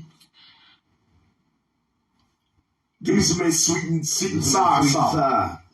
Some of that duck sauce. On the squid. Damn. Isaiah 28:14. The book of Isaiah. Come out of that Chinese food, brothers and sisters. Make it yourself. Get you a wok. Yeah. Fry you some rice up and make you some yourself. Yeah, they got the stir-fry bags. Yeah. Read what you get. The book of Isaiah, chapter 28, and verse 14. Yeah. It says, wherefore hear the word of the Lord, ye scornful men, that rule this people, which is in Jerusalem. Read. Because ye have said, we have made a covenant with death. See, our people, they say we made a covenant with death. Watch this. And with hell. And in captivity. We are in agreement. You notice that our people really don't want freedom, because when we out on the streets teaching, we're showing them that what they're in is a trap. We're showing them the way back, or how to get out of this trap. We're trying to show them the way back to God, how to come out of that trap. We're trying to show them that, but they don't want that. They are in agreement with the trap. You know, when we was hustling in the streets, that's what brothers would be like. I'm in the trap house. Because you made a little thing up, but really that crack house is the trap. What is the trap for? To get you sent to penitentiary. You know how many times a mouse eat on a mouse trap that got cheese and he don't get caught? Mm-hmm. He'll nibble on that cheese, don't get caught, nibble on that cheese and don't get caught. Mm-hmm. And then one day, pop, his neck is caught up in that trap. Yeah. He's dead. That's us when we selling these drugs in these trap houses. We out here trapping, what we call trapping. You might nibble. You might escape the police a couple of times. But eventually, you're going to get popped. Eventually. And that's what our people fail to realize. Look how many women have lost their Section 8 because of drug dealers. Mm-hmm. Or them selling drugs themselves. Yeah. Because once the police run into projects, the housing authorities, they kick you out. Wow. You don't have housing authority no more. Police catch you with drugs, they bust in your door, catch you with drugs in the housing authority, it's a wrap. It's over.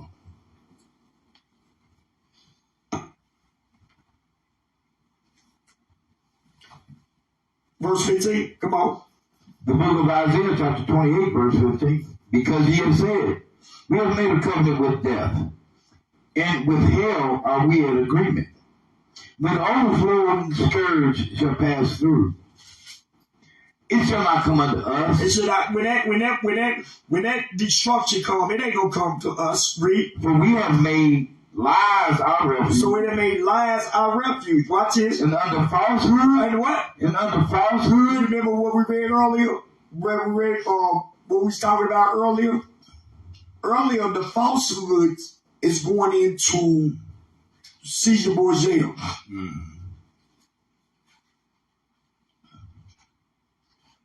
That's what the falsehood is. Going into Caesar Borgia.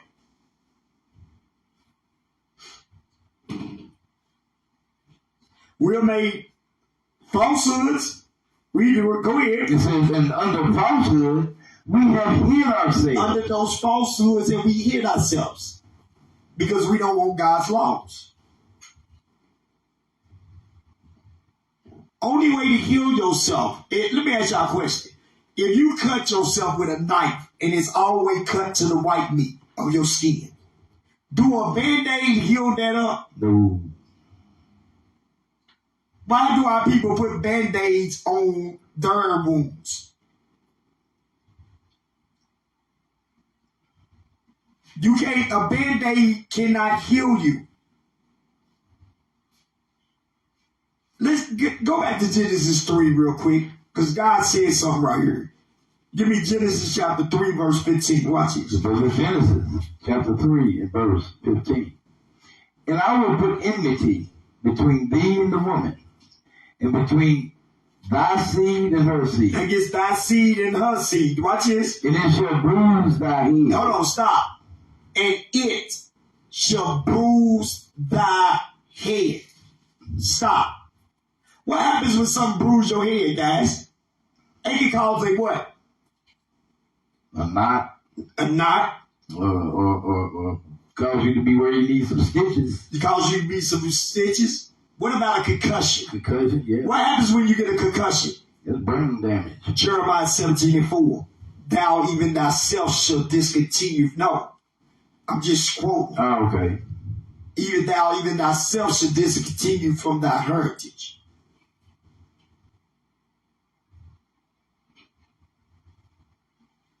Because the white man have bruised our head, he should bruise thy head, meaning he's going to make us forget everything that we ever what?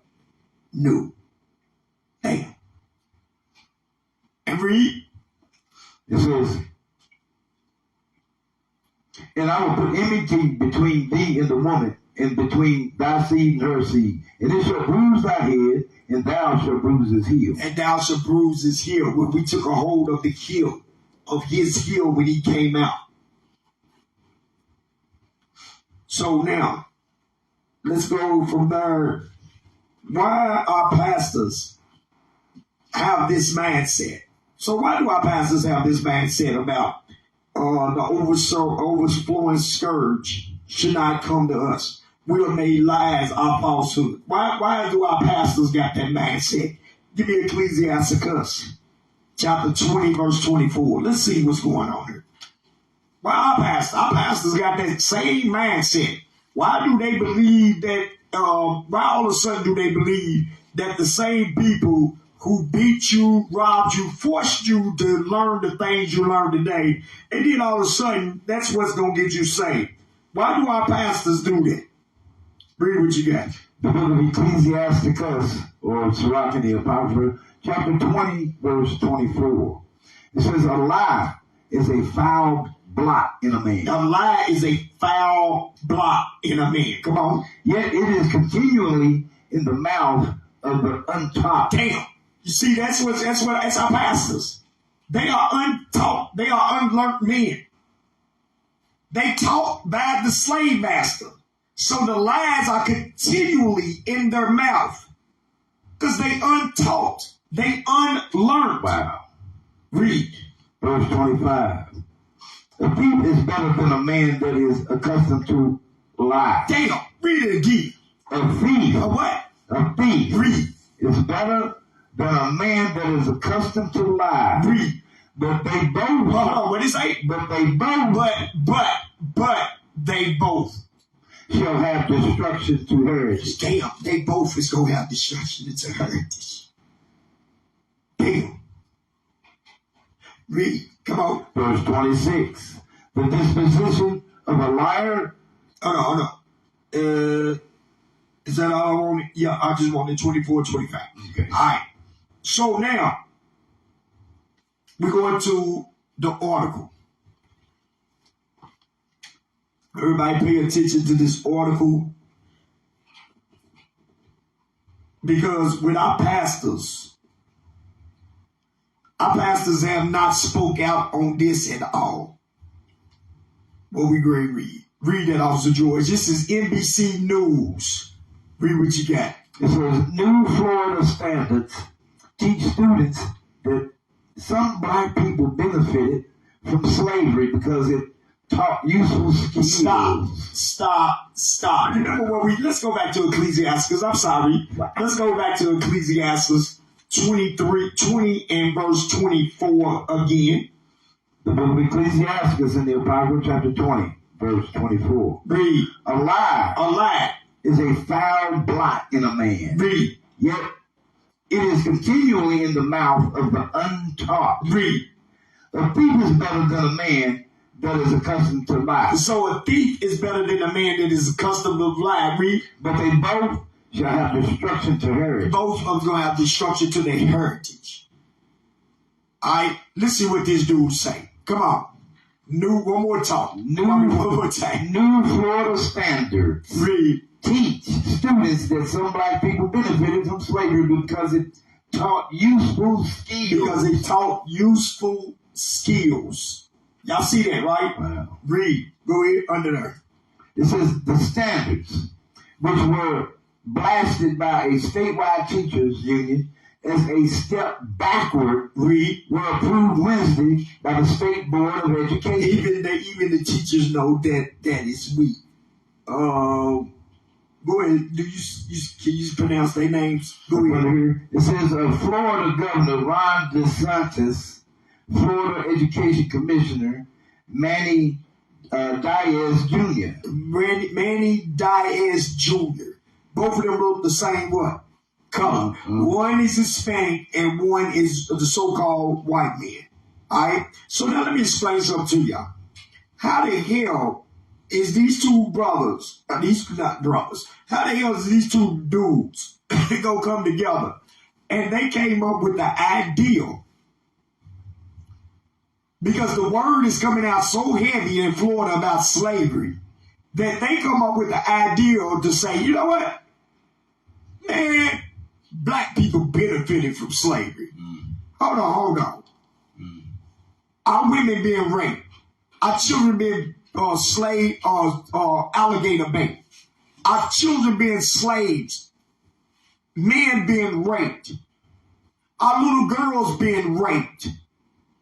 But we benefit for another grown man whoop going into our little girls poo-poo. We benefit from that also. We benefit from that. You right, bro. These are the sick leaders of the people. That's why we don't vote.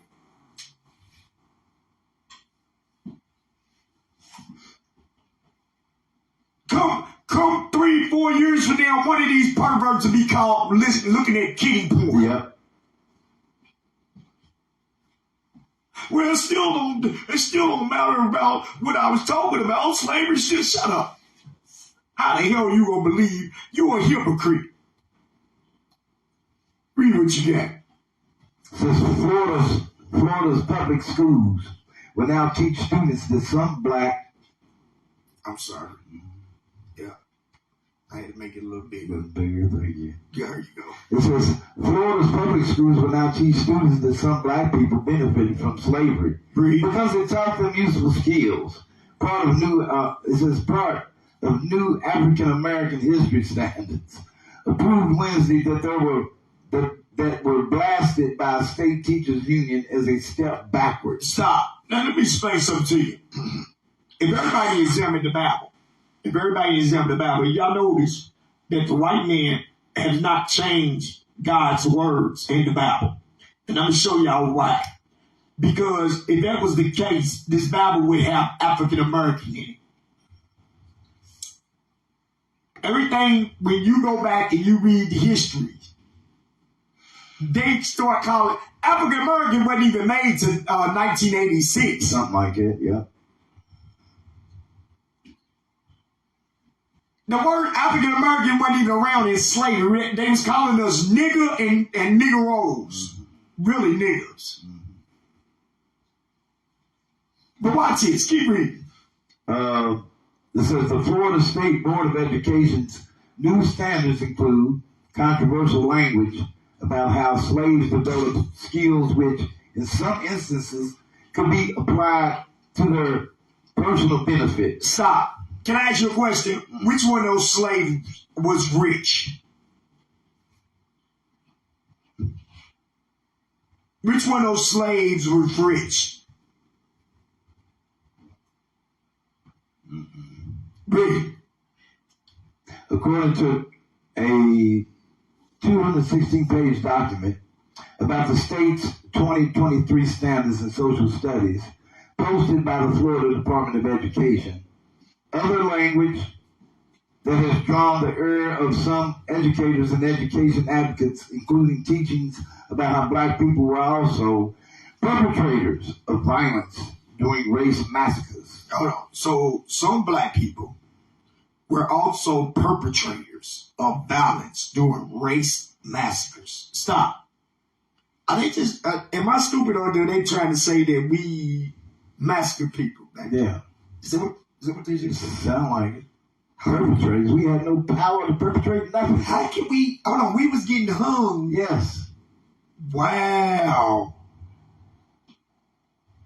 Y'all see how they even try to blame us back then? Yeah, they trying to change stuff around. Wow. Watch this, man. Because see, little kids like them won't know no difference. Yes. Because they try to say, see, black people did this, and like we was wicked, but they was too. Yeah. We ain't have no power. We was on the plantation, picking cotton. And we was getting hung, killed, raped. Damn. Go ahead. The language says instruction includes acts of violence perpetrated against and by African Americans, but it is limited to 1906. Atlanta race riots in 1919, Washington, D.C. Race riots, 1920, Okie Massacre, 1921, Tulsa Massacre, and the 1923 Rosewood Massacre. The Florida... Hold on, stop. All those was committed by white people right there. Yes. All right, watch this. Go ahead.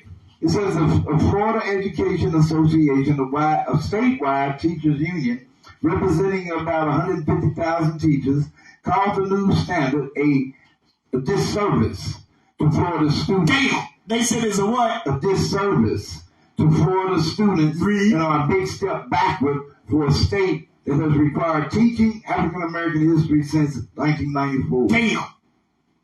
You see how they reaching. Mm-hmm. This is the floods that they throwing. Give me that in Revelations 12. Oh no, hold on. We going there later on. No, don't go there. We going there later on. I won't go too early. These are the floods, brothers and sisters, that they throwing to y'all. Alright? These are the floods that they throwing. Why are they throwing these floods? Because why? They start not to win.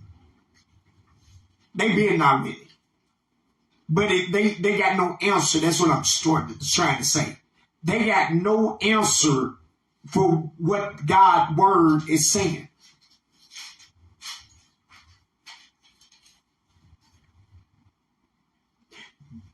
Them or the Jewish people. I'm going to show y'all why I'm saying it. Give me Isaiah chapter 45, verse 17. The book of Isaiah, chapter 45 and verse 17. But Israel shall be saved in the Lord. But Israel shall be saved in the Lord. Watch this. With an everlasting salvation. Israel shall be saved in the Lord with an everlasting salvation. Read. Ye shall not be ashamed nor confounded. Israel shall not be ashamed or confounded. World without end. See that? So Israel should not be ashamed nor confounded. So the Jewish cannot be Israel because they confounded. Right. It seems like we the one that keeps coming up with the answers for the things y'all are doing to us. Y'all not came up with no, y'all just, this is a made up article right here where it says, oh, y'all committed the massacres. Bro, stop. Never in history. Was it some killings back then? Or what's his name? What's his name? The movie we watched with the rebellion, the one what was his name? Nat Turner, the rebellion. But look, y'all remember when they killed those people, those white people? Look how many black folks was hung on that tree. They got the picture of all the black folks hung on that tree. That's where they got this, was it a poem or something about strange fruit? Yeah. Is that where they come from? So you got to realize it.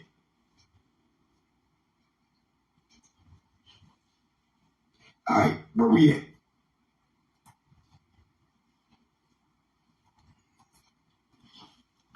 All right, next verse. Next thing, come on. It says, how can our students ever be equipped for the future if they don't have a full, honest picture of where we've come from? You see that? So they let you know, they know that this is baloney. Yes.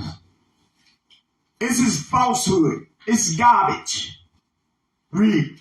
It says, Florida students deserve a world-class education that equips them to be successful adults who can help heal our nation's divisions rather than deepen them. Stop. I'm going to go back up. What's these two brothers' name? Read their names again, Officer George. Hold on, let me get there. What's their name? Ron DeSantis. And who? And Manny Diaz. Manny Diaz Jr. Now, these two people right here, they clearly understand that it's no way that this can be healed. Right. They truly understand that. But our people don't understand that. Watch this. Read it again. It says, how can our students ever be equipped for the future if they don't have a full, honest picture of where they come from? Florida students deserve a world-class education that equips them to be successful adults who can help heal our nation's divisions rather than deepen them. Andrew Starr, president of the union, said in the statement, Governor DeSantis is pursuing a political agenda guaranteed to set good people against one another. To set good people against one another. Come on. And in the process, he's cheating our kids, Starr said. They deserve the full truth of American history. Read. The good and the bad. See, that's what you got to realize. That's the whole key that they want to do. They want to eliminate the bad things that they have done, and they want to just show the good, which they still ain't did no good, brothers and sisters. Because when you even bump it up to today's times, you got people getting killed. You got racial profiles. Keep watching this class. You're going to understand what I mean by that. Ain't no good come out of this thing right here. God already said the people here will mix in Daniel's 2. Watch this, read. It says the union said it, excuse me, said it is troubling that at the high school level, the standards conflate.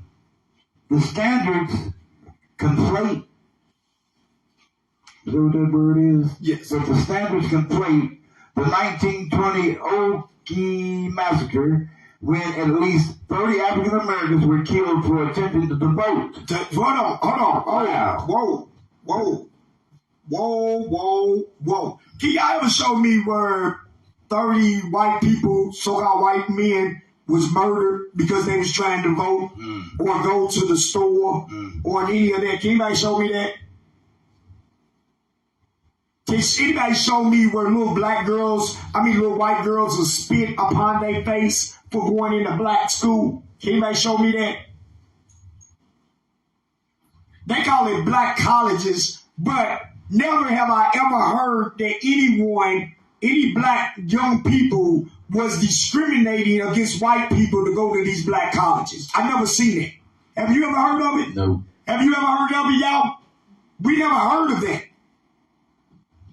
But soon as black folks want to do something like vote, like go to school, like integrate with these people, they spit on us, they throw rocks at us, sick dogs on us, beat us up. But then they call us the gangsters. They call us the bad people. Read it again. Were killed for attempting to vote. It says at least 30 African Americans were killed for attempting to vote, with acts of violence perpetrated by African Americans. And in middle school, the standards required students be taught slavery. Hold on. In middle school, they commanded the children to what? And in middle school, the standards required students to be taught slavery was beneficial to African Americans because it helped them develop skills, the union said. Hold on, stop. Let me explain something to you. That's a hell of a racist comment right there. That's a racist comment of all racist comments. Slavery taught African Americans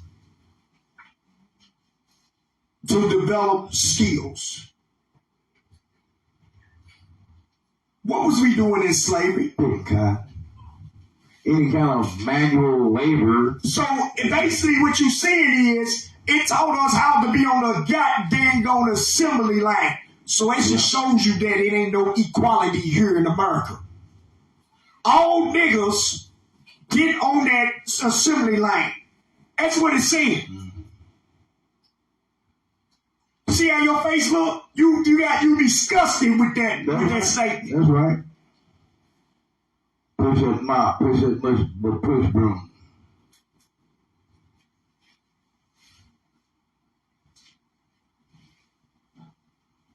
Damn. Read that again.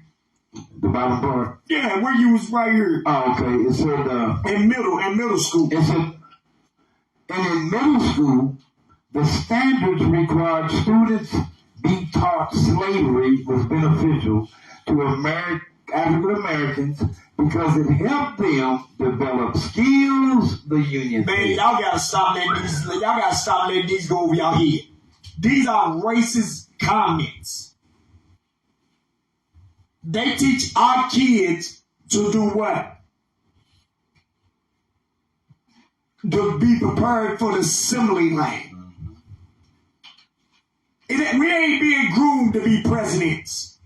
We ain't being groomed to be doctors, lawyers. Hold on. We're not groomed to be these things. They grooming us to be on a damn sweat form. Go ahead. I'm just going to say that anytime they show on TV or movie or whatever, we were servants. So That's the benefit. That's the To benefit. continue to be. I know you're stepping it up to assembly lines and things of that nature. Then we were servants. Go ahead.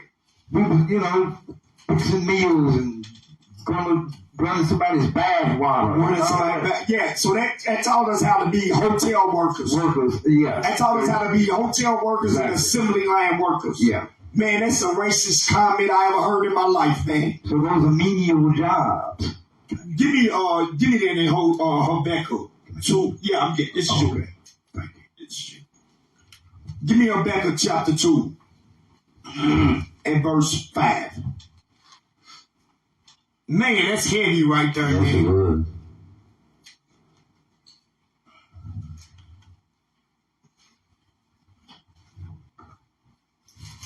We got a little bit more left on this.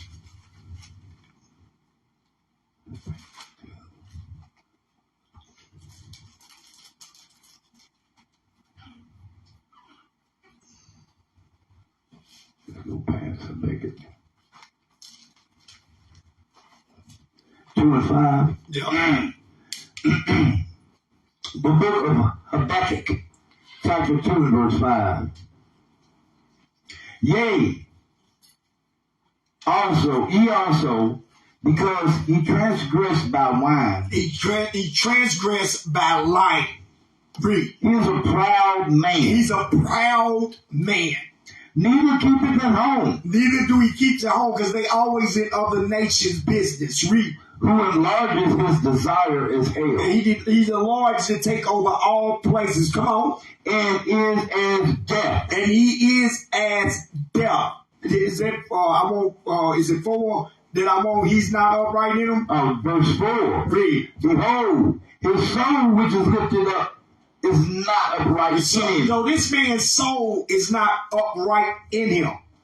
Come on. But the just shall live by his faith. But the just shall live by God's laws, by the belief in God. Read. Verse 5. Yea, also, because he transgresseth by wine. He transgresseth by lying.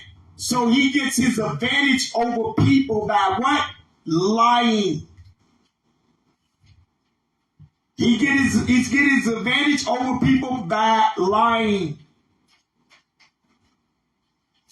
Go back to Ecclesiastes 20 and 24 again. The book of Ecclesiastes, chapter 20 and verse 24. It says, a lie is a foul blot in a man. Read. Yet it is continually in the mouth of the untaught. These people are untaught. They unlearned. They untaught. They are unlearned people. Give me 1 Corinthians. Give me 1 Corinthians chapter 1 and verse 19.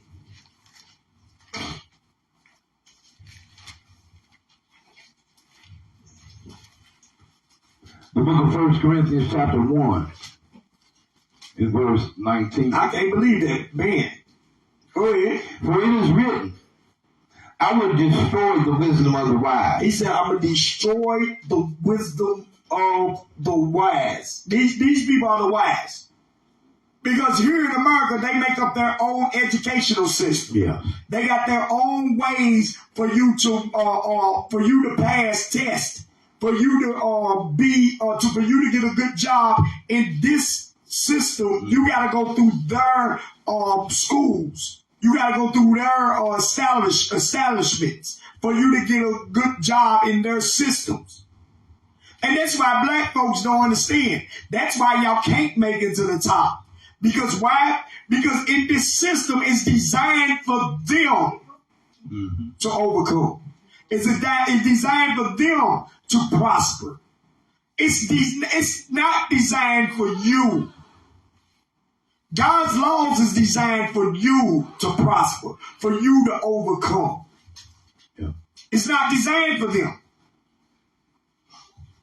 Same as you, same with their system.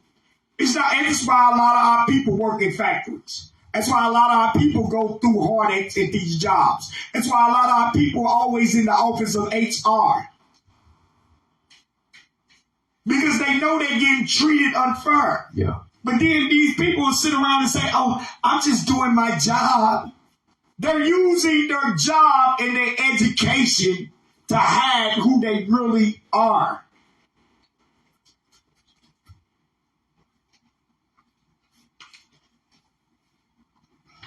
Read it again. The book of 1 Corinthians chapter 1 verse 19. For it is written, I will destroy the wisdom of the wise, and I will bring to nothing the understanding of the prudent. Read. Where is the wise? Where is the scribe? Where is the disputer of this world? Has not God made foolish the wisdom of this world? See, that's what you see right now. God is making foolish the wisdom of this world.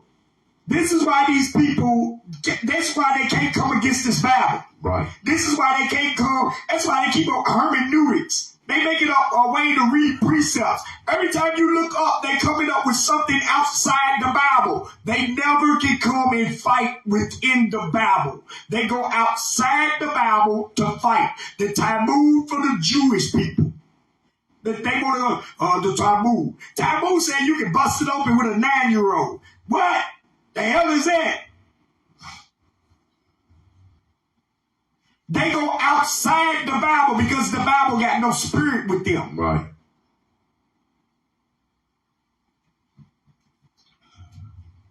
So, go to verse 22. The book of 1 Corinthians chapter 1 verse 22. It says, Well, not 21.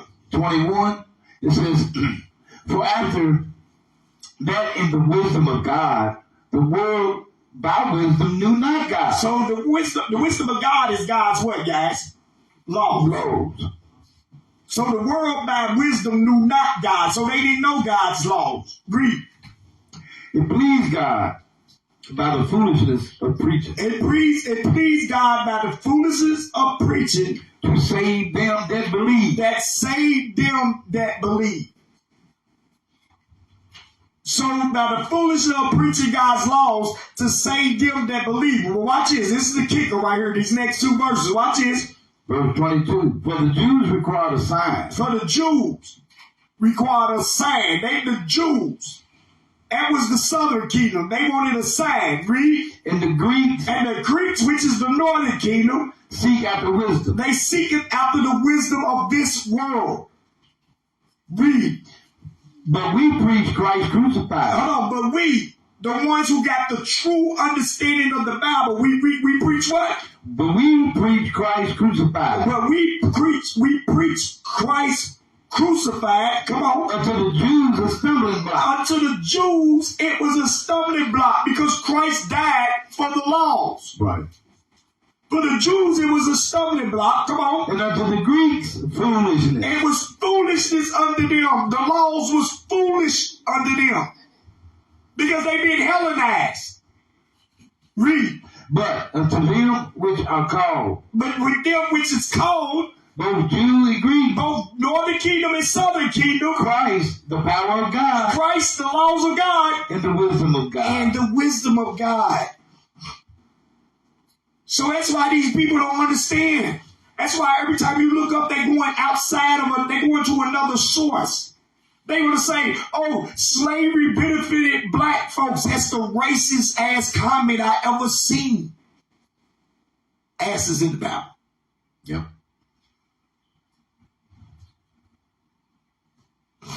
That's a racist comment that I ever seen. Women getting raped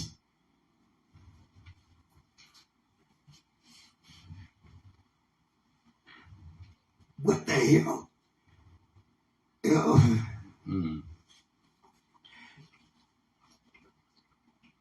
It was a racist comment. Let's go back there. Right. Spokesman from Florida Department on Thursday. Start right there. Provided respond. Yes. It says a spokesperson from the Florida Department of Education on Thursday provided a response to NBC News questions through a statement from Dr. William Allen and Dr. Francis Presley Rice, who were members of Florida's African American History Standards Work Group. The new standards were defended in the statement as a comprehensive and a rigorous instruction on African American history. We proudly stand behind these African American history standards, the statement said. The intent of this particular benchmark clarification is to show that some slaves developed highly specialized trades from which they benefit. You see, they get the cool ass niggas to come and sit up here and gonna say slavery benefit. Let's put a whip to their back. Let's get their kids raped. Let's get their mammies raped, and let's see do they have the same outlook on it. That's right. Mm-hmm. Your great-grandfathers and your great-grandmothers rolling in their grave, is that some of the stuff that our people say? They rolling in their grave with that comment you just made. Read. It says, this is a factual and well-documented. This is factual and well-documented, it added. The statement continued. Some examples include blacksmiths like Ned Cobb, Henry Blair, Lewis Latimer, and John Henry. Shoemakers like James Fortin, Paul Cuff, Betty Washington Lewis. Fishing and shipping industry workers like Jupiter Hammond, John Chavis, William Whipper, and Christmas addicts. Tailors like Elizabeth Wickley, James Thomas, and Marietta Carter, and teachers like Betsy Stockton and Booker T. Washington. All right, stop. So now watch this. All right, go ahead, officer. I was going to say, didn't a lot of them people was way up in the northern regions? A lot of those people was free. And some of them might have been. Officer, I don't know. Yeah. Where those people was at per se. I would have to look it up. Yeah. But what I am gonna say about this is, give me Babylon the Timbuktu.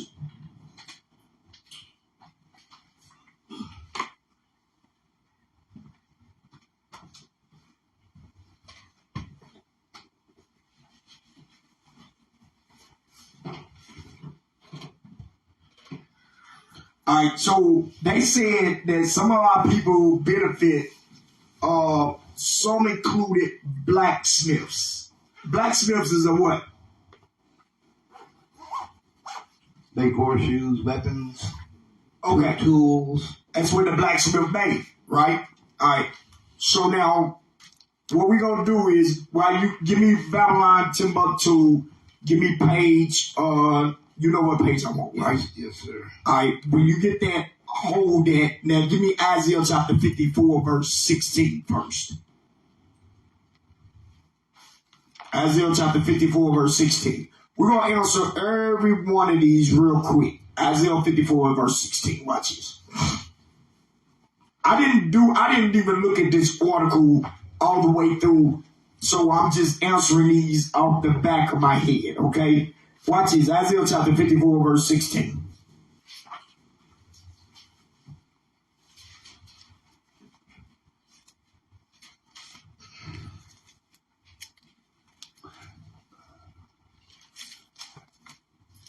The book of Isaiah, chapter 54, verse 16.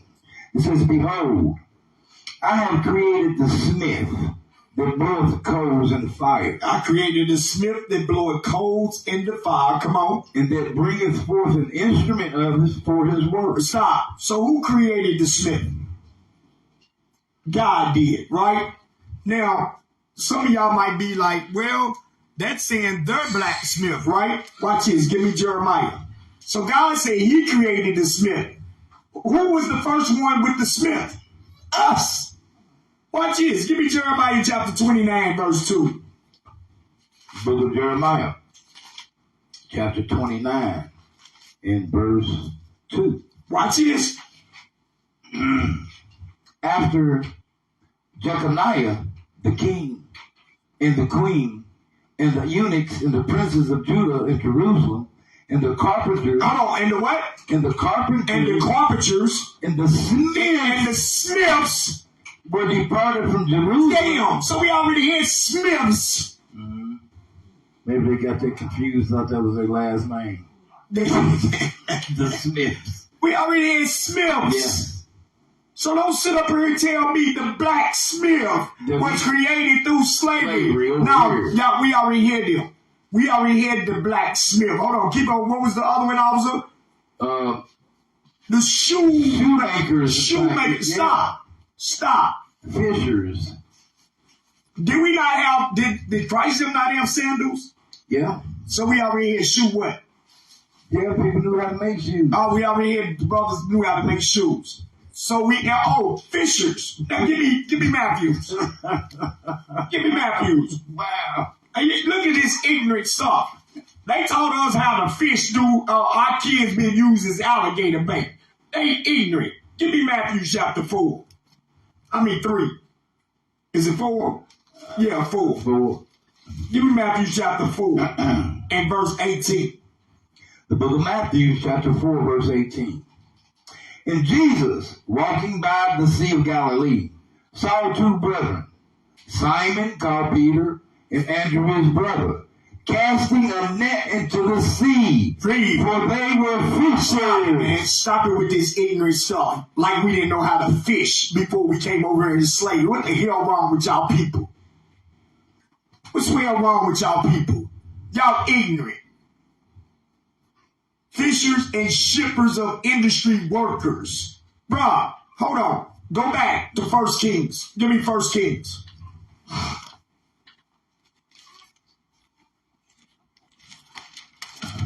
1 Kings 9. So y'all can understand that we already knew how to sail. We already knew how to make ships. We showed you that with Noah at the beginning. That's right. Give me 1 Kings chapter 9 and verse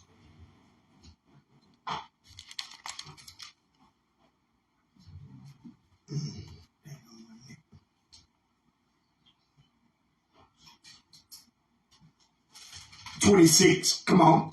So the book of 1 Kings chapter 9 verse 26.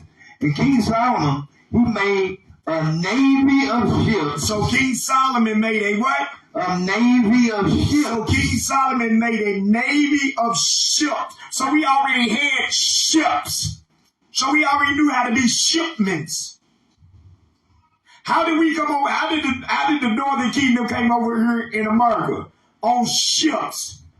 They came over here on boats first to America before we came over here on slave ships. So that's what y'all brothers and sisters don't understand. What's the other one, officer? Industry workers. Yeah. Industry workers. Jupiter Hammond. So now watch this. Hold on. And tellers. Oh no, stop. Tellers like Elizabeth what? Was it Ketley. Hold on. So Give me Luke. Now we ain't gonna go to Luke. Let's go before Luke. Let's go all the way to Exodus when we was in Egypt. Let's go to Exodus chapter 35.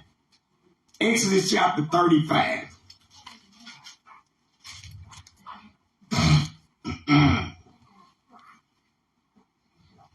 Start with Exodus chapter 35 and start with verse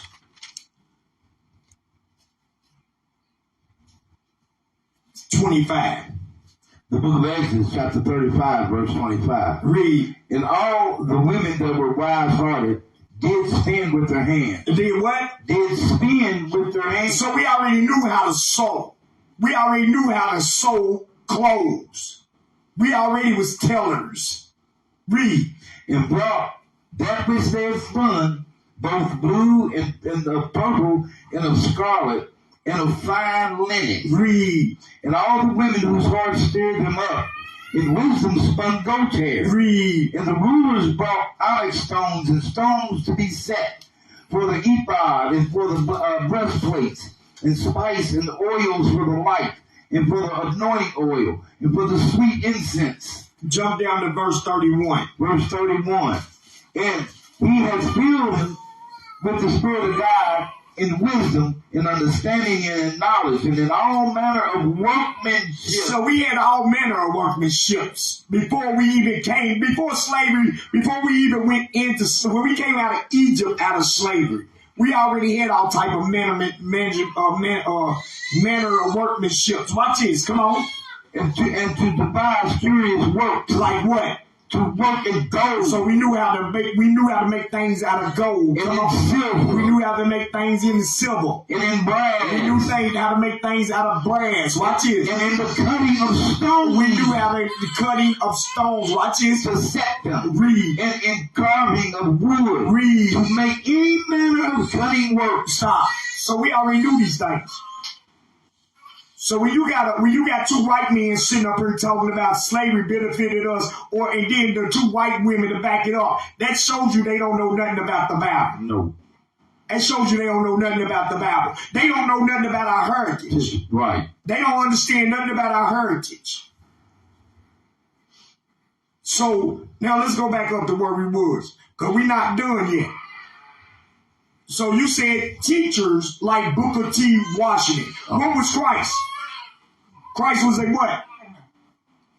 A teacher. Now, let me show you what also we was. Deuteronomy 6 and 7.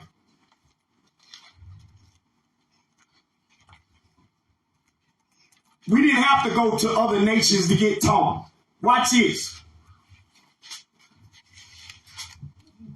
No, Deuteronomy 4 and 6. Let that go. Verse 5. The book of Deuteronomy, chapter 4, verse 5.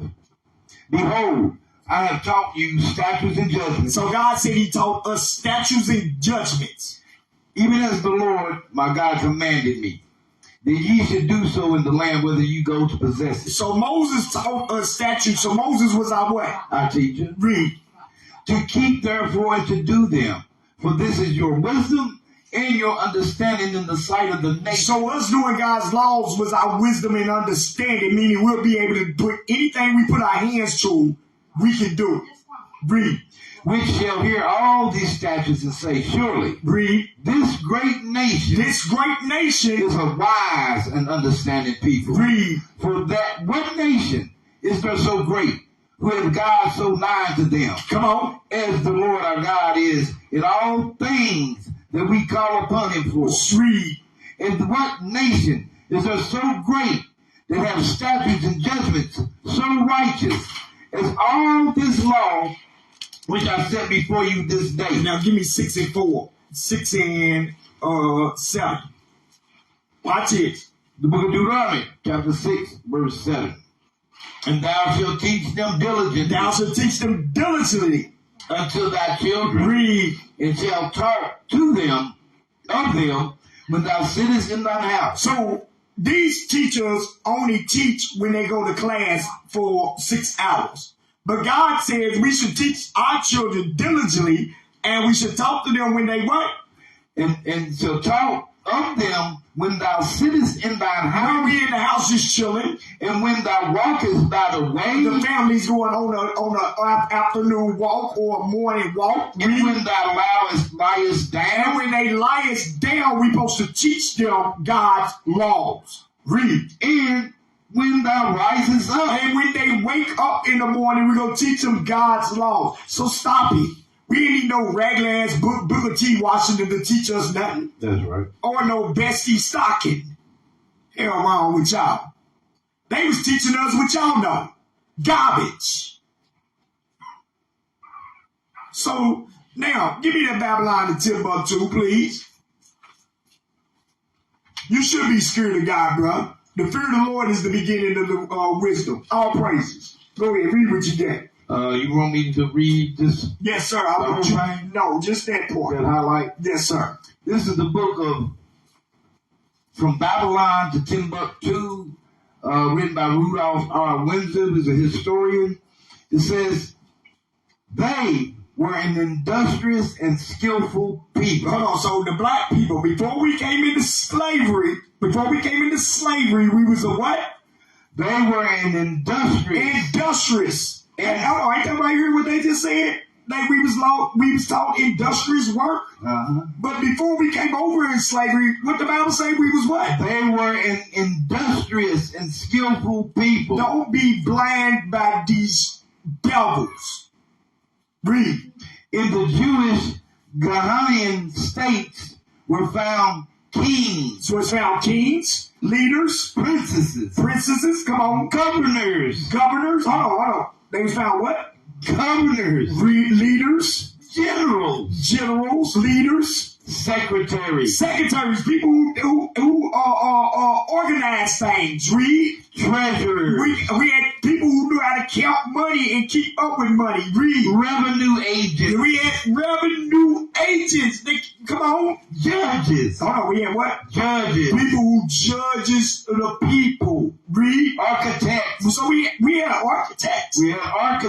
Read. Engineers. We had engineers before we came in slavery. Read. Doctors. We had what? Doctors. So we had people who kept us healthy before we... Oh, man, you see how racist these bastards are? Before we came over in slavery, boss, we didn't know nothing. We didn't supposed to know we were savages. We was savages. We bit ourselves. We scratched our eyes out. We were retarded, bro. Right. Let them tell it. That's it, man. Come on, let's finish this article. A little bit of this article. Come on. It's disappointing that some detractors would devalue the research from the work group and reduce it to a few isolated expressions without context, the statement said. A representative for Governor DeSantis could be immediately researched for comment. Immediately reached for comment Thursday. In January, DeSantis' administration blocked a new advanced placement course of African American studies from being taught in high schools, saying it violates state laws and was historically inaccurate. It was historically what? It said it violates state law and was historically inaccurate. Read. The state pointed to the 6 areas of concern and works for Kimberly W. Crenshaw, Bell Hooks, Bell Hooks.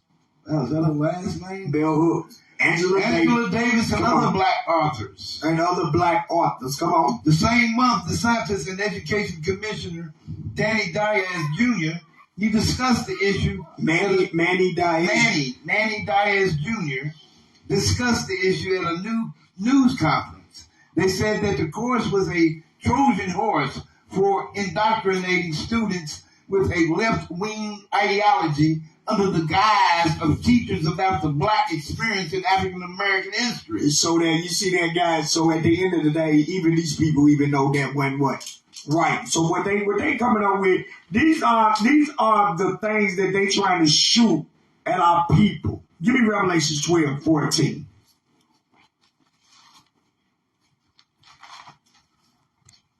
Somebody give me a time, please.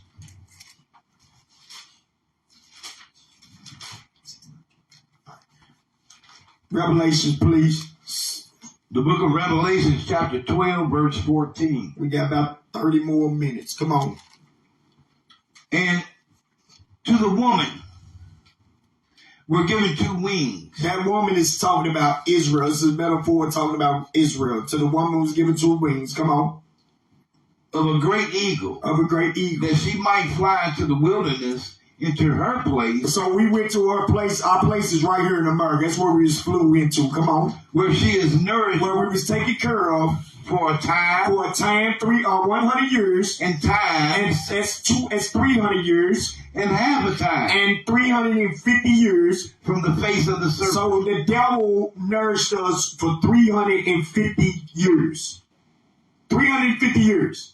This is not my saying.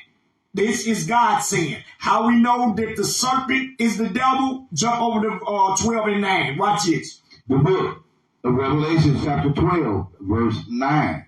And the great dragon was cast out, that old serpent called the devil and Satan. That's all I need. All right. So now we was nourished by the devil for 350 years here in America. Who nourished us here? Who took care of us? The white man. Mm-hmm. That's what the Bible says. Am I saying that? Yeah, that's what it's saying. That's what it's saying. I'm not saying that. But the Bible called the white man the devil. Yeah. It says the wings of an eagle. What's the national symbol? The symbol of America is an eagle. Now you can say, well, that's just a coincidence. Nah, ain't no coincidence. Come on, verse 14, 15. Verse 15. And the serpent cast out of his mouth water as a flood after the woman, that he might cause her to be carried away of the flood. That he might. So the devil, he cast out a flood as water. That flood was what, guys? Lies. The devil cast out of his mouth water as a flood. What was they just doing right there in that article? Same thing. What Sanchez and Manning was trying to cast out a flood to our people. Yep. Everybody knows damn well that we did not benefit. Even I'm proud of the people that stood up. The black folks, because they knew that wasn't right. That's right. I'm glad they stood, but you had two coons. Yeah, we did better shut the hell up. Do you not know that we had all these traits before we came over here? What the hell you thought the white man really taught us something? You stupid as hell.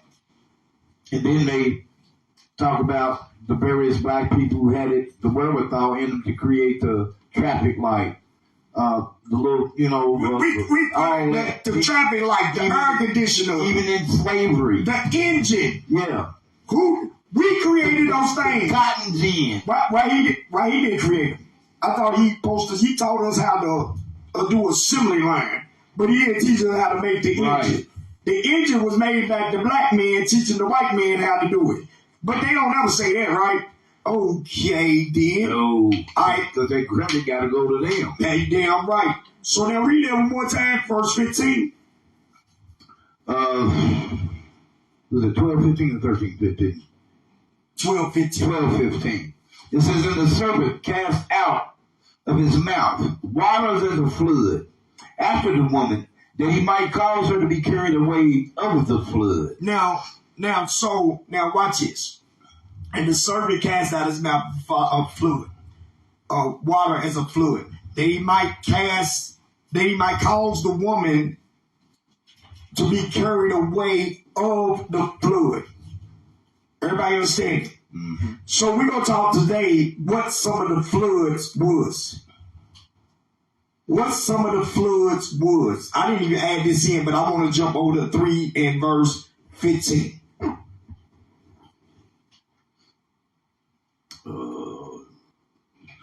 Revelation 3:15? Yes. Revelation. No, 13, 15. Yes. The book of Revelation, chapter 13, verse 15. And he had power to give life unto the image of the beast. And that the image of the beast should both speak and cause that as many as would not worship the image of the beast watch this, should be killed. Hold on, stop. What is that called right there? If you didn't want to worship their image, what is that called? Anybody? Can you tell me what that's called? See, now that's the word I'm going to use for this. I'm going to show you what it's called. Everybody look up at the screen. Intimidation. Yes, intimidation. Everybody look at the screen. What's that definition? What's that word right there? Scare tactics. So what the white man did was when he threw these floods at us, and we did not go with what he wanted us to go with, he used scare tactics. Read that, the definition of scare tactics. It's a strategy intended to manipulate public opinion. So it's a strategy intended to manipulate public opinion about a particular issue by arousing fear. By what? By arousing fear. By arousing fear or alarm. Stop. What did the white man say he was going to do to us in verse? If we did not bow down to their image, it said that it would cause that the ones that would not worship the image of the beast should be killed. Everybody understand it? So they use scare tactics on us. These are some of the things they did. Y'all ready to read about it in the Bible? Let's read about it. Give me Lamentations 1 and 2. Lamentations 1 and 2. Lamentations is right before Ezekiel. Lamentations chapter 1 verse 2. Y'all listen up closely. Watch this.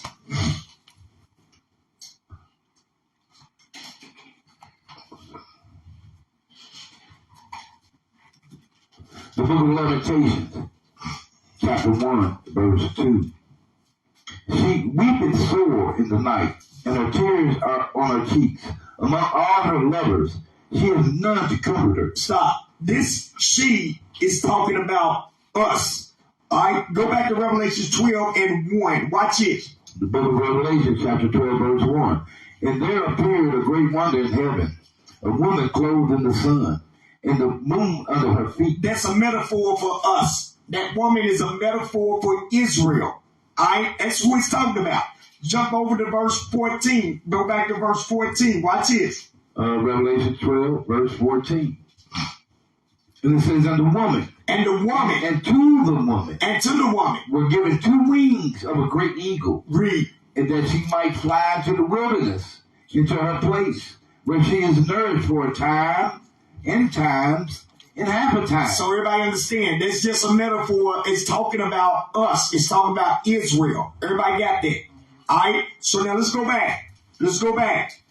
Now, go back to Lamentations chapter 1 verse 2 again. The book of Lamentations chapter 1 verse 2. She weepeth sore in the night. So she's weeping sore in the night is talking about Israel. Come on. And her tears are on her cheeks. Among all her lovers, she has none to comfort her. All her lovers, all these other nations that she thought loved her, none comfort her. Read. All her friends have dealt treacherously with her. All her friends have dealt what? Treacherously with her. All her friends have dealt treacherously with her, deceiving with her. Come on. They are become her enemies. Oh, hold on. What did that say? They are become her enemies. So the lovers have became her enemies. So the lovers have became her enemies. Come on. Verse 3. Judah is gone into captivity. Hold on. I'm sorry. Okay. Because before we go any farther, let me get it. Treacherously. Let me get the definition of treacherously.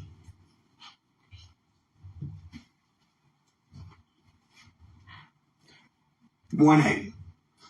The definition of treacherous. 1A. Likely to betray trust. Likely to what? Likely to betray trust. Unreliable. Y'all see that? So the other nations was going to betray us, and they was unreliable. Now everybody got that? Let's read it with that understanding now. Let's go back to verse 2 again also. The book of Lamentations, chapter 1, verse 2. She weepeth sore in the night, and her tears are on her cheeks. Among all her lovers, she has none to comfort her. Read. All her friends have dealt treacherously. They have betrayed her. They have betrayed. They was only friends with her until she loved God. And when she loved God, they have betrayed her, and they became unreliable for her. Read. They are become her enemies. See, they became her enemies because now they ain't got God no more. We ain't got God no more. So now they became our enemies because it's easier to defeat us without who? Without God. It's easy to defeat Israel without God. Really. Verse 3. Judah is gone into captivity. because of affliction. Because of afflictions. And because of great servitude. Because we became a servant. Come on. She dwelleth among the heathen. Hold on. So we in servitude among who? And she dwelleth among the heathen. So we became servitude unto the white man right now today. Read. She findeth no rest. She findeth no what? She findeth no rest. We don't find no rest because we work 12-hour shifts, 16-hour shifts. We work Monday. Some of us work Monday through Friday. Some of us work Monday through Saturday. Some of us work Monday through, some of us work 7 days a week. We find it no rest. Come on. All her persecutors overtook her between the straits. All her persecutors, all the nations overtook her between the straits. Come on. The ways of Zion do mourn. The roads of Zion do mourn. Come on. Because none come to the solemn feast. None come to her appointed feast.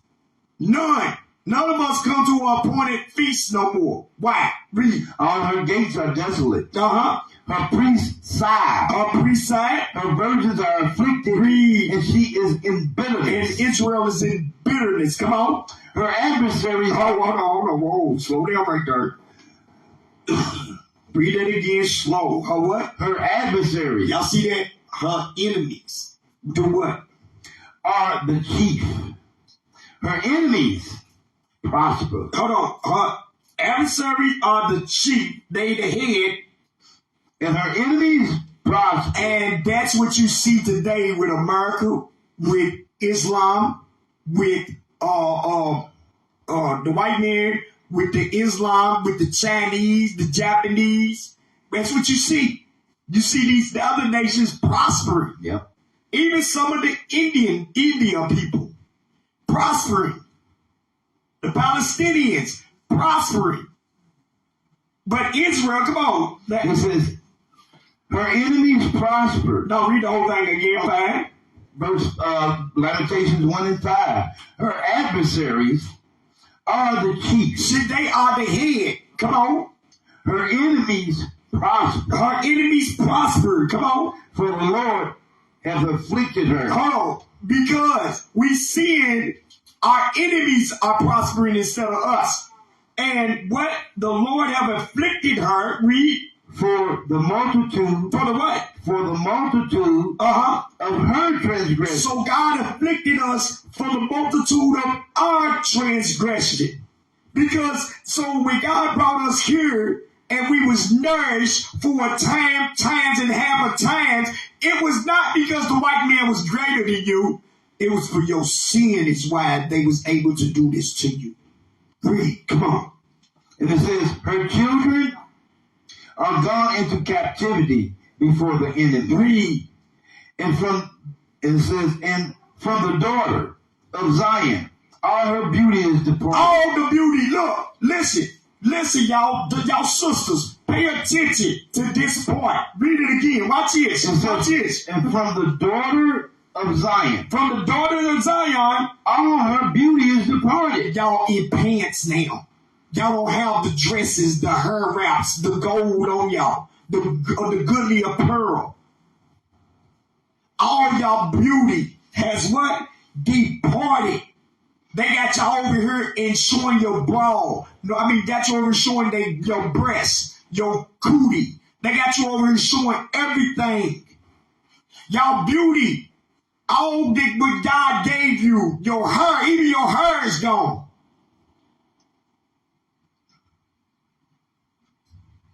Read. Her princes are become like harts. Her princesses come like harts, like deers, always running. Read. That find no pasture. Read. And they are gone without strength before the pursuer. They are gone without strength. Meaning we ain't got like when Michael Brown, is that his name? Michael Brown? Like what's the other brother's name? They just got his head cut off. Oh wow. Carter, Regine Carter. Something like it. Yep, Carter. They didn't have no strength. They went to the police. The police didn't even help this boy.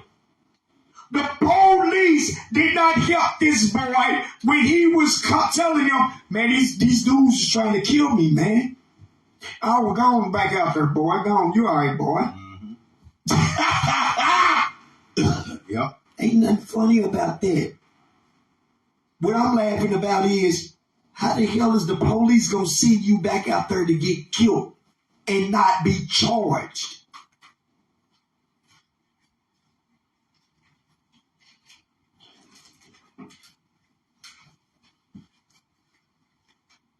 For murder. Give me Deuteronomy chapter 28, verse 64. Now stay with me. So they use what? Scare tactics. Alright? They use scare tactics. Deuteronomy chapter 28, verse 64. Now this is what happened when we came over to America. Everybody pay attention. Deuteronomy chapter 28, verse 64. This is what happened when we came over to America. The book of Deuteronomy, chapter 28, verse 64. And the Lord shall scatter thee among all people, from the one end of earth even unto the other. Read. And there thou shalt serve other gods, which neither thou nor thy fathers have known. Even wood and stone. Even wood and what? Even wood and stone. So God said we was going to serve even wood and stone when we came over to America. That's Christianity and Islam. Read. Verse 65. And among these nations shalt thou find no ease. So when we came over here, we weren't going to find no ease, brothers and sisters, and you still don't got no rest. How many of y'all brothers is in y'all 50s and feel like you in your 90s? Man. How many of y'all brothers feel like y'all 60s and you feel like you in your 100s? Because you in your enemy's land and you ain't got no what yet. No ease, no rest. You ain't got no rest. When you retire, you die.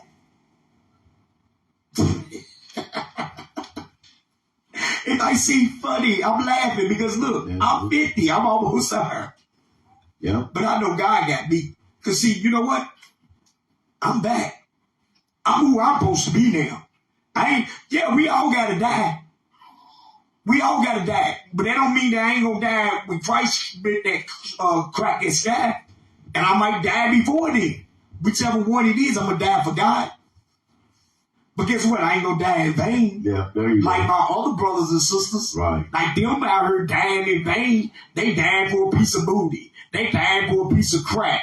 They died for a piece of money. I ain't gonna die for in vain, bro. I'm gonna die teaching thus says the Lord. What's that movie your boy came out with a long time ago? Get Rich or Die Trying. Get rich or die trying. Go ahead, read.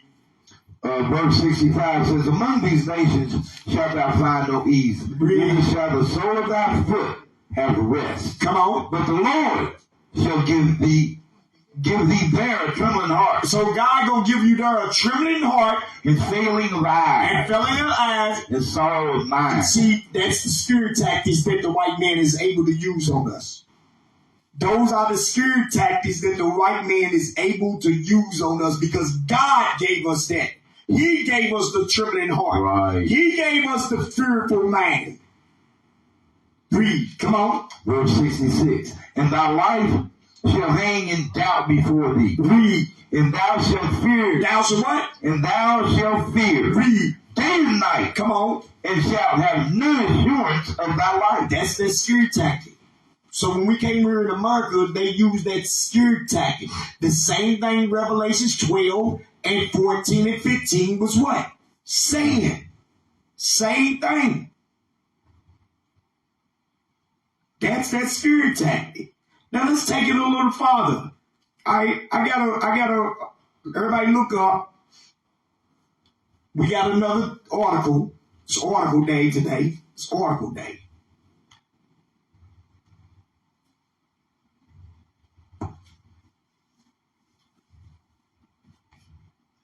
All right. This is the Nazis protest outside of Disney.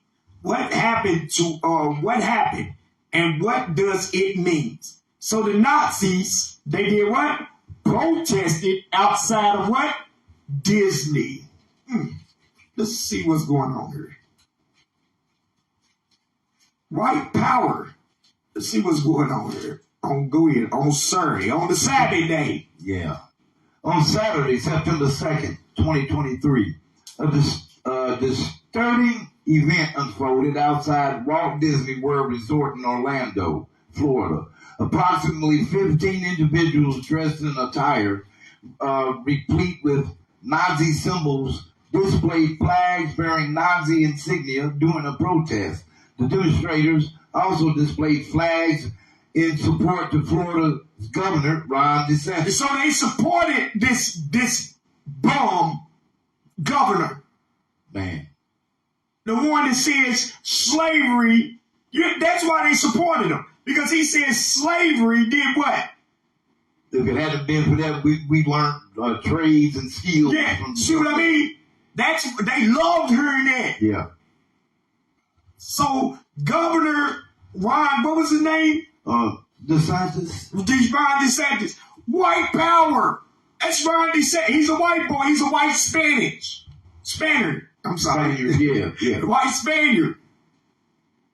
White power. Read. Come on. It says this shocking event has garnered attention not just for its location, but also for its audacious display of hate symbols. In a place known for joy and entertainment, this event has raised serious questions about public safety and social issues. Let me ask you a question. They said the Israelites is on the terrorist list. Wow. We teach our people to come out of crime, out of sin. These white men right here, these Caucasian men, are teaching hate for any nation that is not theirs.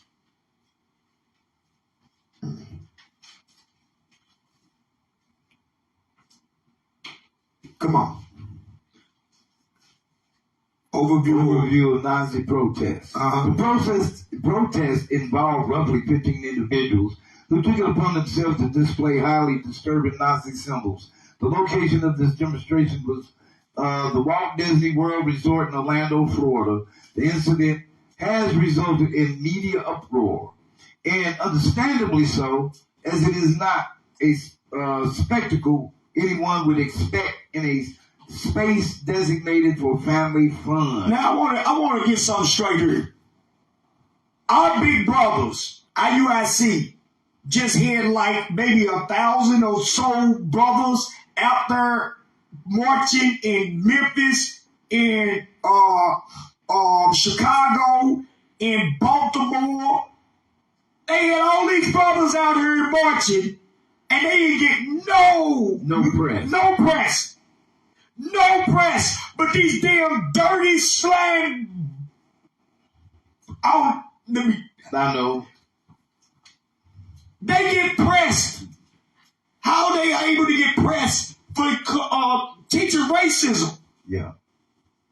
All in the news and articles and everything. They in the articles, they in the news, but you had brothers out here talking about God, and they ain't get no press. Right. You remember when we went to Psalms chapter? Go back to Psalms 83, Officer George. Hold that. We're going back to Psalms chapter 83. Watch this, y'all. I'm going to show you why that the Nazis got pressed and Israel united in Christ did not get none. This is a wicked world. Read what you got. Which verse? Psalms 83 and 2. Come on. The book of Psalm 83 and 2. For lo, thy enemies make a tumult, and they that hate thee have lifted up the head. See, because they hate God. They have lifted up the head. Come on. They have taken crafty counsel against thy people. Read. And consulted against thy hidden ones. Come on. They have said, come, and let us cut them off from being a nation. Read. That the name of Israel shall be no more in remembrance. So they say, so the name of Israel shall be no more in remembrance. But now we coming back.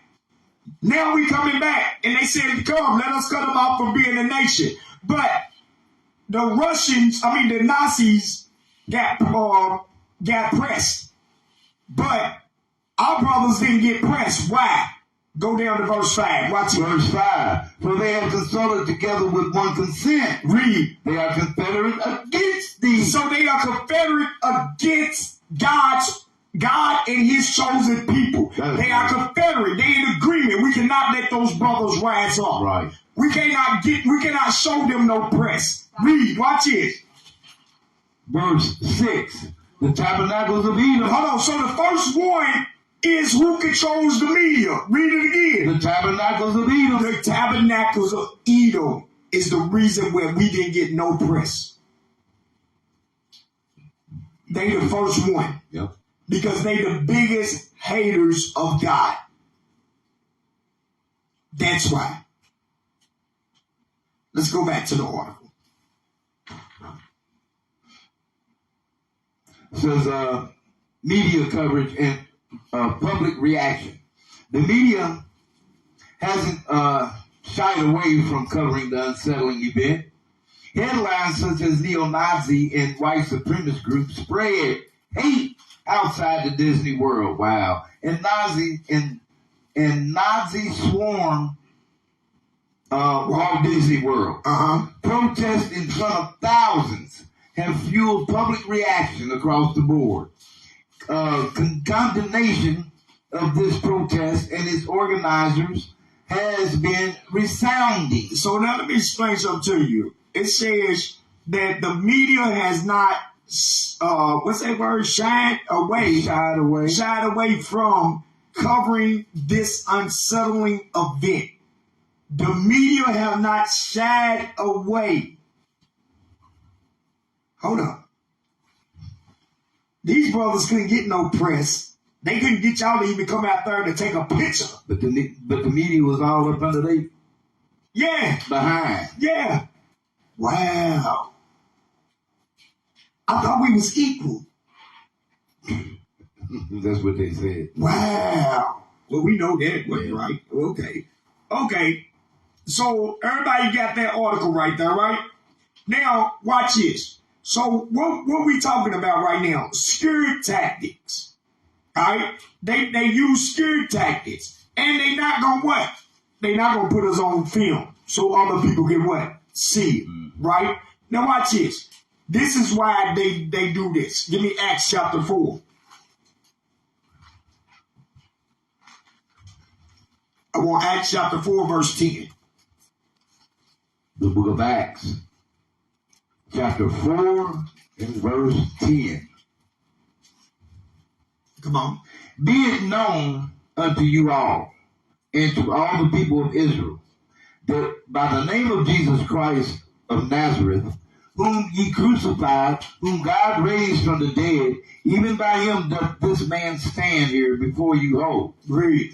This is the stone which was set at naught, Read. Of you builders. So they did not accept Christ. Come on, read. Which has become the head of the corner. Read. Neither is there salvation in any other. Read. For there is none other name under heaven given among men. Read. Whereby we must be saved.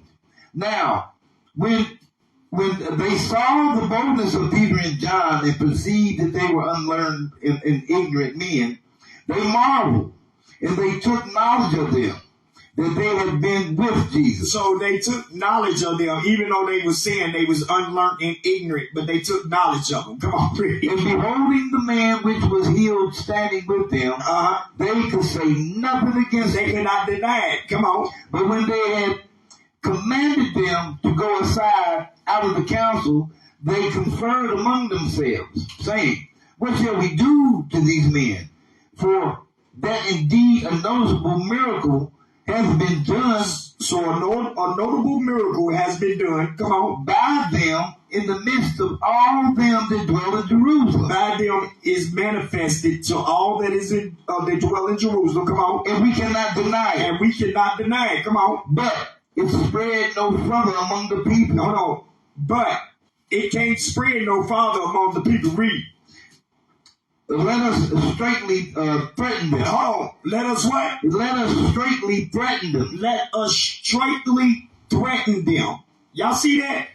That's what they do. When they can't get you by their books or by their smooth words, first they talk nice to you. And they talk to you so smooth that you will be like, okay, Mm-hmm. But when you won't, we don't listen to that no more.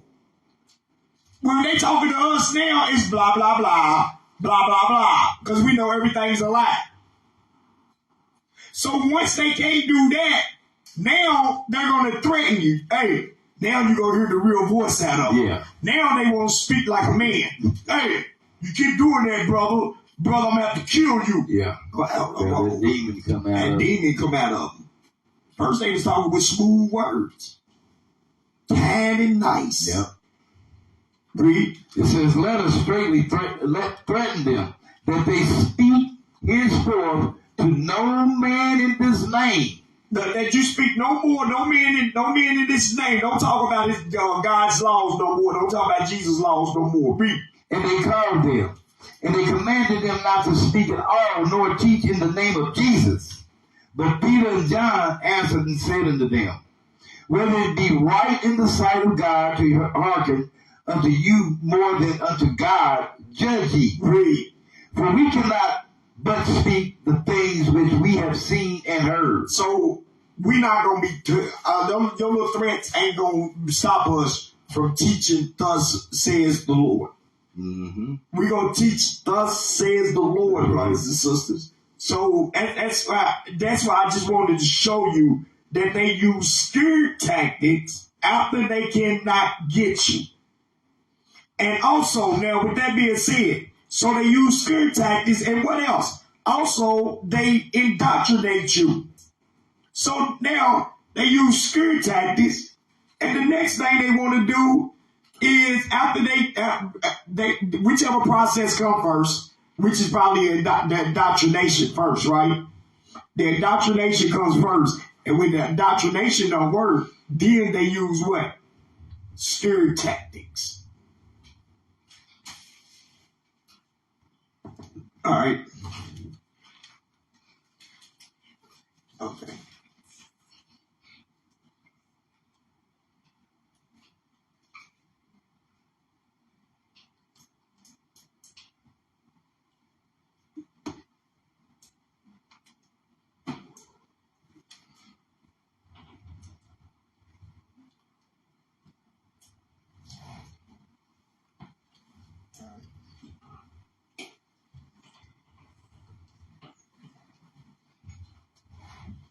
All right.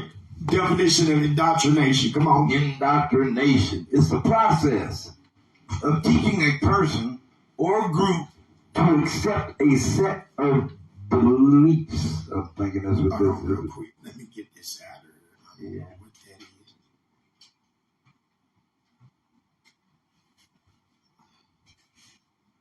that is. It says the process of teaching a person or a group to accept a set of beliefs uncritically. So it's a process of teaching a people or group to accept a set of beliefs. Y'all see that? Mm-hmm. So that's what, when we read Revelation 13:15, when it said that they that were not, let's read that again, Officer George. The book of Revelation, chapter 13, verse 15. It says, and he had power to give life unto the image of the beast, that the image of the beast should both speak and cause that is as many as would not worship the image of the beast should be killed. So in the process of teaching a group to accept a set of beliefs, meaning they strong on by what? People. They indoctrinated our people, and the ones that didn't want to accept the indoctrination, they killed them. They put them to death. Everybody got that. All right. From her, give me Colossians chapter 2, verse 8. We ain't got that much more. The book of Colossians, chapter 2, and verse 8. Beware, lest any man spoil you through philosophy and with vain deceit, after the tradition of men, after the rudiments of the world, and not after Christ. And not after what? And not after Christ. So let me ask y'all a question. Now, they use scare tactics. They try to indoctrinate us. What have they did to where's the prevention programs to prevent people from doing bad things? Where in a youth camp do they teach you not to sin? Where in their youth camp, let's use their word, their terminology. Where is in their youth camps or where in their schooling systems do they teach you not to be a criminal? Can anybody explain that to me? America has no prevention of sin. We read God's prevention of sin is Deuteronomy 6, 1 through 4, and then jump to verse 7. God's prevention of a kid doing wickedness is to teach them the God's laws day and what? Day and night. But America don't have no prevention program set up for kids not to get in trouble. You know what's the funny thing is? What America do got is once you go to jail, they try to, what word was I saying earlier? They try to, once you go to jail, they try to reform you. Oh, yeah. They try to reform you after you have committed a crime. But really, they're not teaching you not to do the crime no more. The only thing they doing is saying, sit here and do this time. Mm-hmm. They hoping by you being isolated in a cell that you won't do it again, but they still ain't reforming you. Right. They still ain't teaching you nothing. And they call it a reformatory. You're not being taught not to do it or how not to do it no more. You're not being taught that. Mm-hmm. What it's teaching you is the time you being born in there, somebody telling you when to eat, not to eat. That's what they hoping is what's going to get you not to do it again. Really, they not. They hoping that you do it again so they can keep on collecting money when you get locked up. America never had no prevention plan. That's how we know that they not. That's how we know they are Babylon the Great. And that's how we know that they not the children of God. They don't keep God's laws and they got no prevention plan. See, we got prevention plans in Israel. The prevention plan is when you come here, you got to stop sinning. And then when you have a kid, you got to teach your kid from the beginning God's laws. That's right. So that kid won't sin against God. Yeah. To save his what? To save his life. Why don't America teach you that? Why don't their institutions teach you that? Their schoolings. Their churches, their geek clubs, their YMCAs, their booster club, their yacht clubs. God ain't in all that. Damn. What you just say? God's not in that. Damn. You know, you got anything they got and anything they do, God has no presence. So he's not involved in none of that garbage, right? He's not in their lives. So that's why they distract our people with all that garbage. Yeah, because God ain't there. That's heavy also. That's a heavy thing right there. So America has no prevention plan for us, right? So y'all women, if you got kids and you raising those kids, you fathers, if you got kids and you raising your kids, your prevention plan is to teach them God's laws. If you're not teaching them God's laws, then you're not a law-abiding citizen.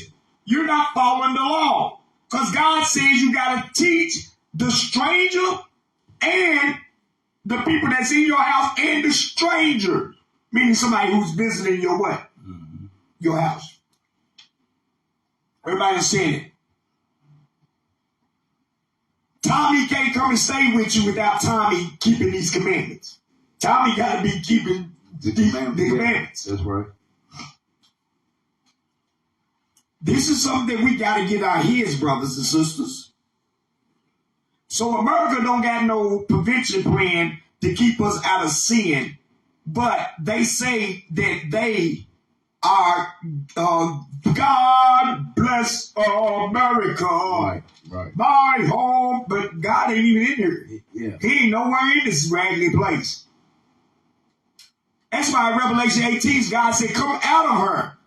Come out of America. My people. Come out of her, my people. He didn't say everybody come out of her. He said come out of her. Thank you, Officer Jordan. He said come out of her, my people. He's on point. He's on fire right there. Everybody understand that? Watch this.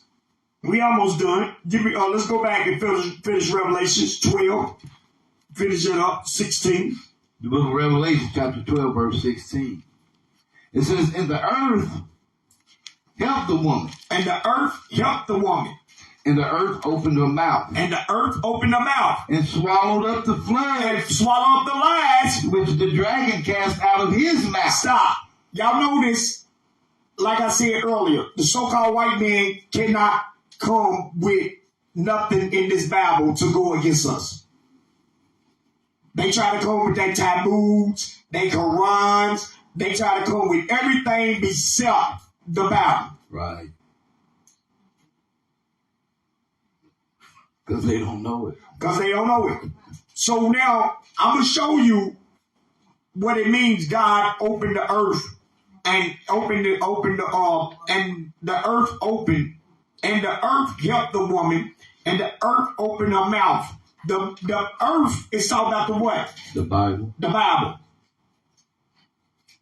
How many of y'all grandmothers got Bibles or sisters got Bibles or fathers got Bibles in their house?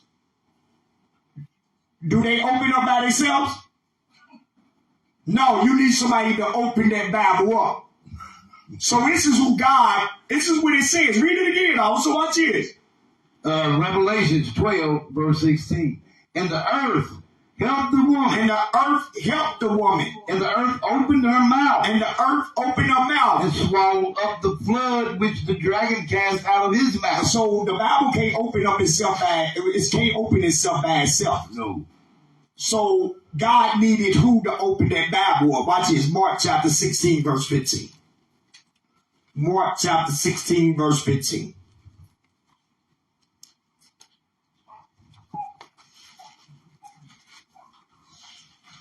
The book of Mark, chapter 16, and verse 15.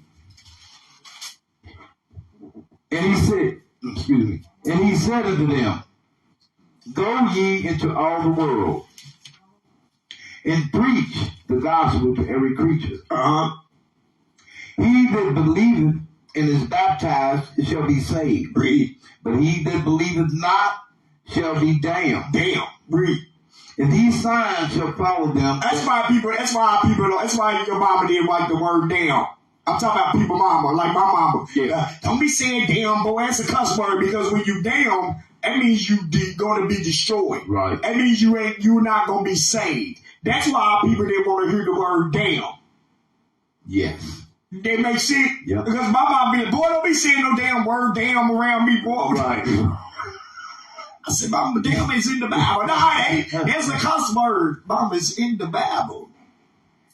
Read it again. But he that believeth not shall be damned. He that believe not on me shall be damned. Come on. And these signs shall follow them that believe in my name. Shall they cast out devils? What is devils? Hold on real quick. What is devils? Deceivers. All right, watch this. Give me 1 John chapter 8. Well, I mean, that. No, 1 John 8. Give me 1 John chapter 3, verse 8. What is devils? Y'all got to remember this. Write this down. What is devils? He said they should cast out devils. Watch this. 1 John chapter 3, and verse 8. Read. He that committed sin. He that committed sin is of the devil. Let's go back to Mark. Read it again. And so, and it reads, it says he. And 17. And these signs shall follow them that believe in my name. Shall they cast out devils? So what are they going to cast out? Sins. They're going to cast out sins. So he's going to cast out devils. He's going to cast out sins. That's what he's going to cast out. So he that believes in God is going to cast out sin. And show you the whole community of these Baptist, Methodist, Seventh-day Adventist church. They not doing none of this. So it lets you know that they are of the devil. Because they not casting out no one's sin. Right. Read. They shall speak with new tongues. They shall speak with new tongue, meaning we over here and we speak in English. So we say the name Jesus, Christos. We say that name. Because we speak it with new tongues. Read. They shall take up serpents. They shall take up serpents. And if they drink any deadly thing, Come on. it shall not hurt them. It shall not hurt them. And they shall lay hands. Hold on, stop. Why, if they drink any daily thing, it should not hurt them? Why? If they drink any deadly thing, it should not hurt them. Why? But to keep the law, to keep the commandments. Yes, because God is going to protect you. But when we sin, we can die from our sickness. But when you keep in the laws, ain't nothing can hurt you. Right. Because Christ controls. If you how they go Deuteronomy 32:39, read it for me. God kills, he makes alive, he heals, and he wounds. So God controls all those. Christ controls all those. Because Christ, remember, Christ took over. He got the keys to hell and what? Death. So Christ took over. So Christ controls who's sick, who's not. But you control your destiny by sinning or not what? Not sinning. There you go. Everybody understand it. If you sin it, you in trouble. He's not playing with you. How many of y'all been there who got sick before? All right. I'm talking about sick where you felt like you was going to die. Okay. Stop sinning. Stop sinning. Because I'm telling you right now, that's what that is. Watch this. I'm going to show you. I'll never make a statement without finish. Watch this. Give me Ecclesiastes. I was there too. I sure was. I was at the point where I was near. I had corona. I thought I was in the hospital. I thought I was going to die. Shoot. Give me Ecclesiastes 38 and verse 9. Read what you got. The book of Ecclesiasticus, chapter 38 and verse 9. My son, in thy sickness, be not negligent, but pray to the Lord. Pray to the Lord. And he will make thee whole. And God will make thee whole. Watch this. Leave off from sin. God. You see what it says? So when God said what? Leave off from sin. Read. In order thy hands are right. Read. And cleanse thy heart from all wickedness. Cleanse thy heart from what? From all wickedness. You see that? So a lot of the time when we get those major, when we get sick, we in the midst of sin. We thinking our immune system is weak. Yeah. You got to realize the people in the world ain't dealing with what we dealing with. We dealing with guys straight on. Yeah. That's why it says, what is that? 1 Peter 4. Let's hit that one time real quick. 1 Peter 4. I think it's what I want. 1 Peter 4. Let me get there.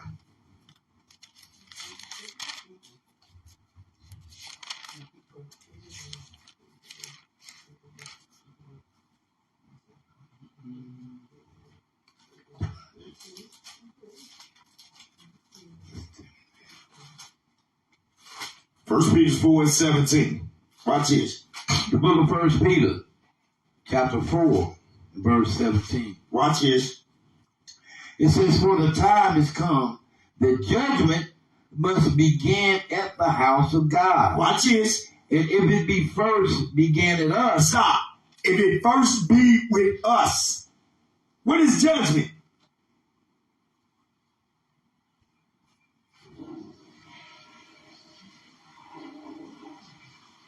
Judgment is punishment. Judgment is to see if you're doing right or what? Or right or wrong. Okay, so if when God put judgment, if you do good, you don't get judgment. If you do bad, you get judgment. So you see what I mean? So judgment begins at the house of God. It begins with us first. what happens when we get sick? When we get sick like that, we know we're sinning. It's because of our what? That's our sin. It's because of our sins. And us as Israelites. Yes. That counts on us. There you go. All places. All right. So nobody else ain't got that. Ain't nobody else gonna get that. All right, from there, let's go. Let's finish up. A couple of more scriptures. Where am I at? We read verse 18. Yes, verse 18. Mark 16:18. Hold on, watch it. Mark 16:18. The book of Mark, chapter 16, verse 18. They shall take up serpents, and if they drink any deadly thing, it shall not hurt them. They shall lay hands on the sick, and they shall recover. They shall lay hands on the sick, and they shall recover. Verse Is that it? That's it. They shall lay hands on the what? On the sick. On the sick, and they shall recover. Now, what happens if you don't want this healing? What happens? Let me see. Do I want to go into this? What time is it? What time we got? Okay. All right. I'm gonna end it.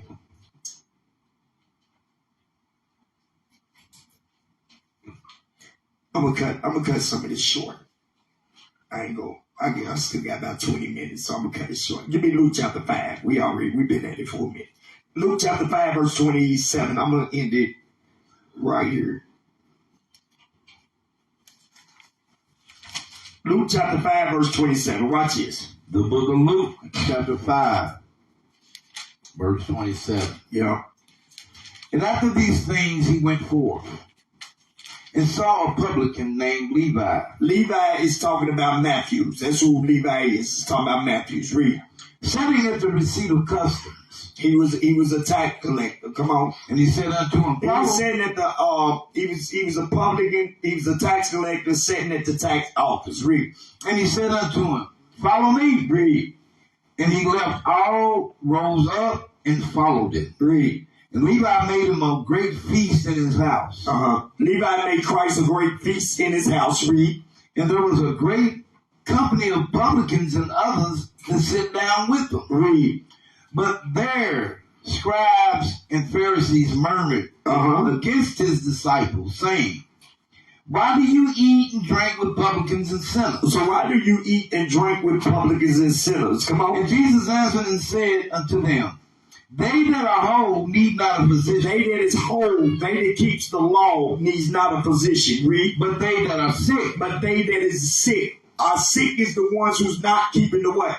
Laws. Or the ones who's in between the laws. 1 foot in, 1 foot out. Read. I came not to call the righteous, but sinners to repent. So he didn't come to call the righteous, but sinners to repentance. Come on. And they said unto him, why do the disciples of John fast often and make prayer, and likewise the disciples of the Pharisees, but thine eat and drink? Watch what Christ said. And he said unto them, can ye make the children of the bride chamber fast while the bridegroom is with them? Read. But the days will come when the bridegroom shall be taken away. The day will come when Christ said, I will be taken away from them. Come on. And then shall they fast in those days. Then they're going to fast in those days. Read.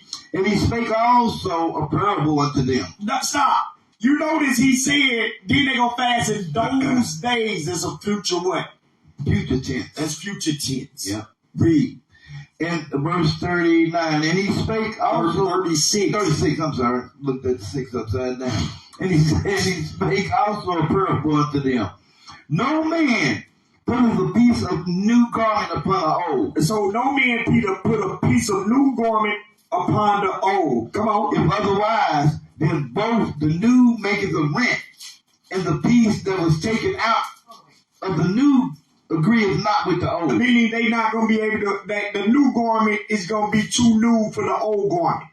They're not going to be able to stay together. They're not going to be able to keep that connection. Everybody understand that? Yeah. Watch this, read. And no man putteth new wine into an old bottle. No man can put new wine into an old bottle. Watch this. Else the new wine will burst the bottle. Read. and be spilled in the bottles shall perish. And spilled in the bottle. So now watch this, brothers and sisters. It said, no man put in new wine in an old bottle. That new wine is representing, that parable is talking about you putting God's laws into that same person that you was from the world. You putting God's laws, you putting the new man, which is God's laws, with the same old man that you been. The same whoremonger, the same drug dealer, the same drug user, the same alcoholic, the same prostitute, the same hardy person, the hard-headed person. You trying to put new wine, which is God's knowledge, in that old person. Yeah. What it says? The new wine will what? And it says, and no man put a new wine into old bottles. Else the new wine, which is the laws, will burst the bottle. It will burst the bottle and be spilled. Breathe. And the bottle shall perish. And that bottle shall perish. You gonna perish because you ain't changed. You ain't converted. Mm-hmm. You trying to keep God's laws, and you know God's laws. You trying to keep God's laws, but you want to still be that same party animal. You want to still hang with your white buddies. You want to still hang with your Arab buddies. You still want to smoke trees. Read. Verse 38. But new wine must be put into new bottles. So your mind, you got to be converted. Your mindset got to change. For you to put this new understanding into your new man, into a new man. You put new understanding into a new man. You're converted as a child, meaning you're going to receive everything that's in there. With that old mindset, you want to still receive the things of the world. With the new mindset, you're going to receive the things of God.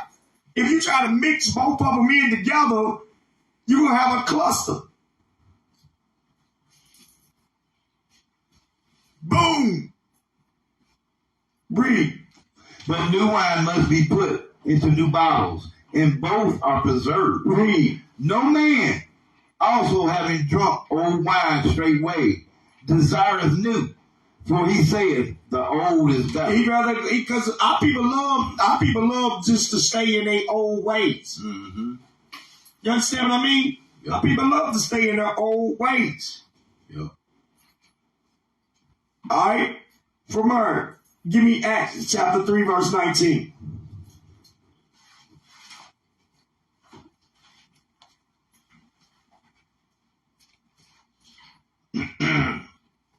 The book of Acts, chapter 3, verse 19.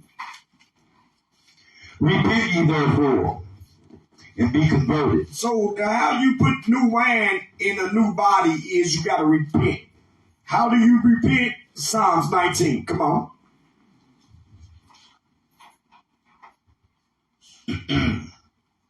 The book of Psalms, chapter 19, verse 7. The law of the Lord is perfect, converting the soul. So you gotta be the law. You gotta bring God's laws and get all that other garbage out of your head. God's laws is perfect, converting the soul. Come on. The testimony of the Lord is sure. God's testimonies are sure. That's what you need. You need God's laws and testimony. His testimonies are sure. Making wise the simple. He's going to make a simple man wise. Everybody understand that? He's going to make a simple man wise. Give me 2 Corinthians chapter 7, verse 10. What happens to a lot of us is this right here. Watch this. The book of 2 Corinthians, chapter 7 and verse 10. You got to become a new man because of this right here. Watch this. For godly sorrow worketh repentance. So godly sorrow. What is godly sorrow? Correction. Correction is godly sorrow. So when you come in this truth, if you're not converted in your mind, when correction comes to you and you still sick, you're not going to accept that correction. You're going to fall straight out. You won't be able to take it. You won't be able to take it. So all that you learned, and all that you know who your enemies is, all that don't mean nothing if you don't change yourself, if you don't conform yourself, if you don't convert yourself. Read it again. The book of 2 Corinthians, chapter 7, verse 10. For godly sorrow worketh repentance to salvation. So godly sorrow, you being corrected at works, repentance unto salvation. Come on. Not to be repented of. You're not going to be, the person who's correcting you is not going to be sorry when he corrects you. He's not going to be, I'm going to say it again. When you get corrected, the person is not going to be sorry that corrected you, because he's correcting you for your salvation. He's not correcting you to be your daddy, like some of these weak brothers out here. One of the brothers used to come over here sometime, talking about, you ain't my daddy. You damn right I ain't your damn daddy, because your daddy didn't teach you nothing. Damn right I ain't your daddy. Read. But the sorrow of the world worketh death. You see that? So when people buddy you up, hug you up, oh, it's okay, George. Yeah. Go on out there and do it again, George. Right. You good, George. I love you, buddy. Go do it again. He don't love you. That worldly God, that stuff right there, that worketh what also, George? But the sorrow of the world worketh death. Hey guys, that sorrow right there worketh what? Death. Proverbs 29 and 10, last scripture. Proverbs chapter 29, verse 10. It's been a long one today. Proverbs 29 and 10. I didn't think it was going to be this long. Proverbs 29 and 10. Watch this. The book of Proverbs, chapter 29 and verse 10. The bloodthirsty. I'm sorry, 1.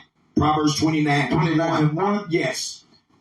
He that being often reproved hardens his neck. And see, a person that's being often reproved hardens his neck. That's what it means by worldly sorrow. That's the worldly sorrow.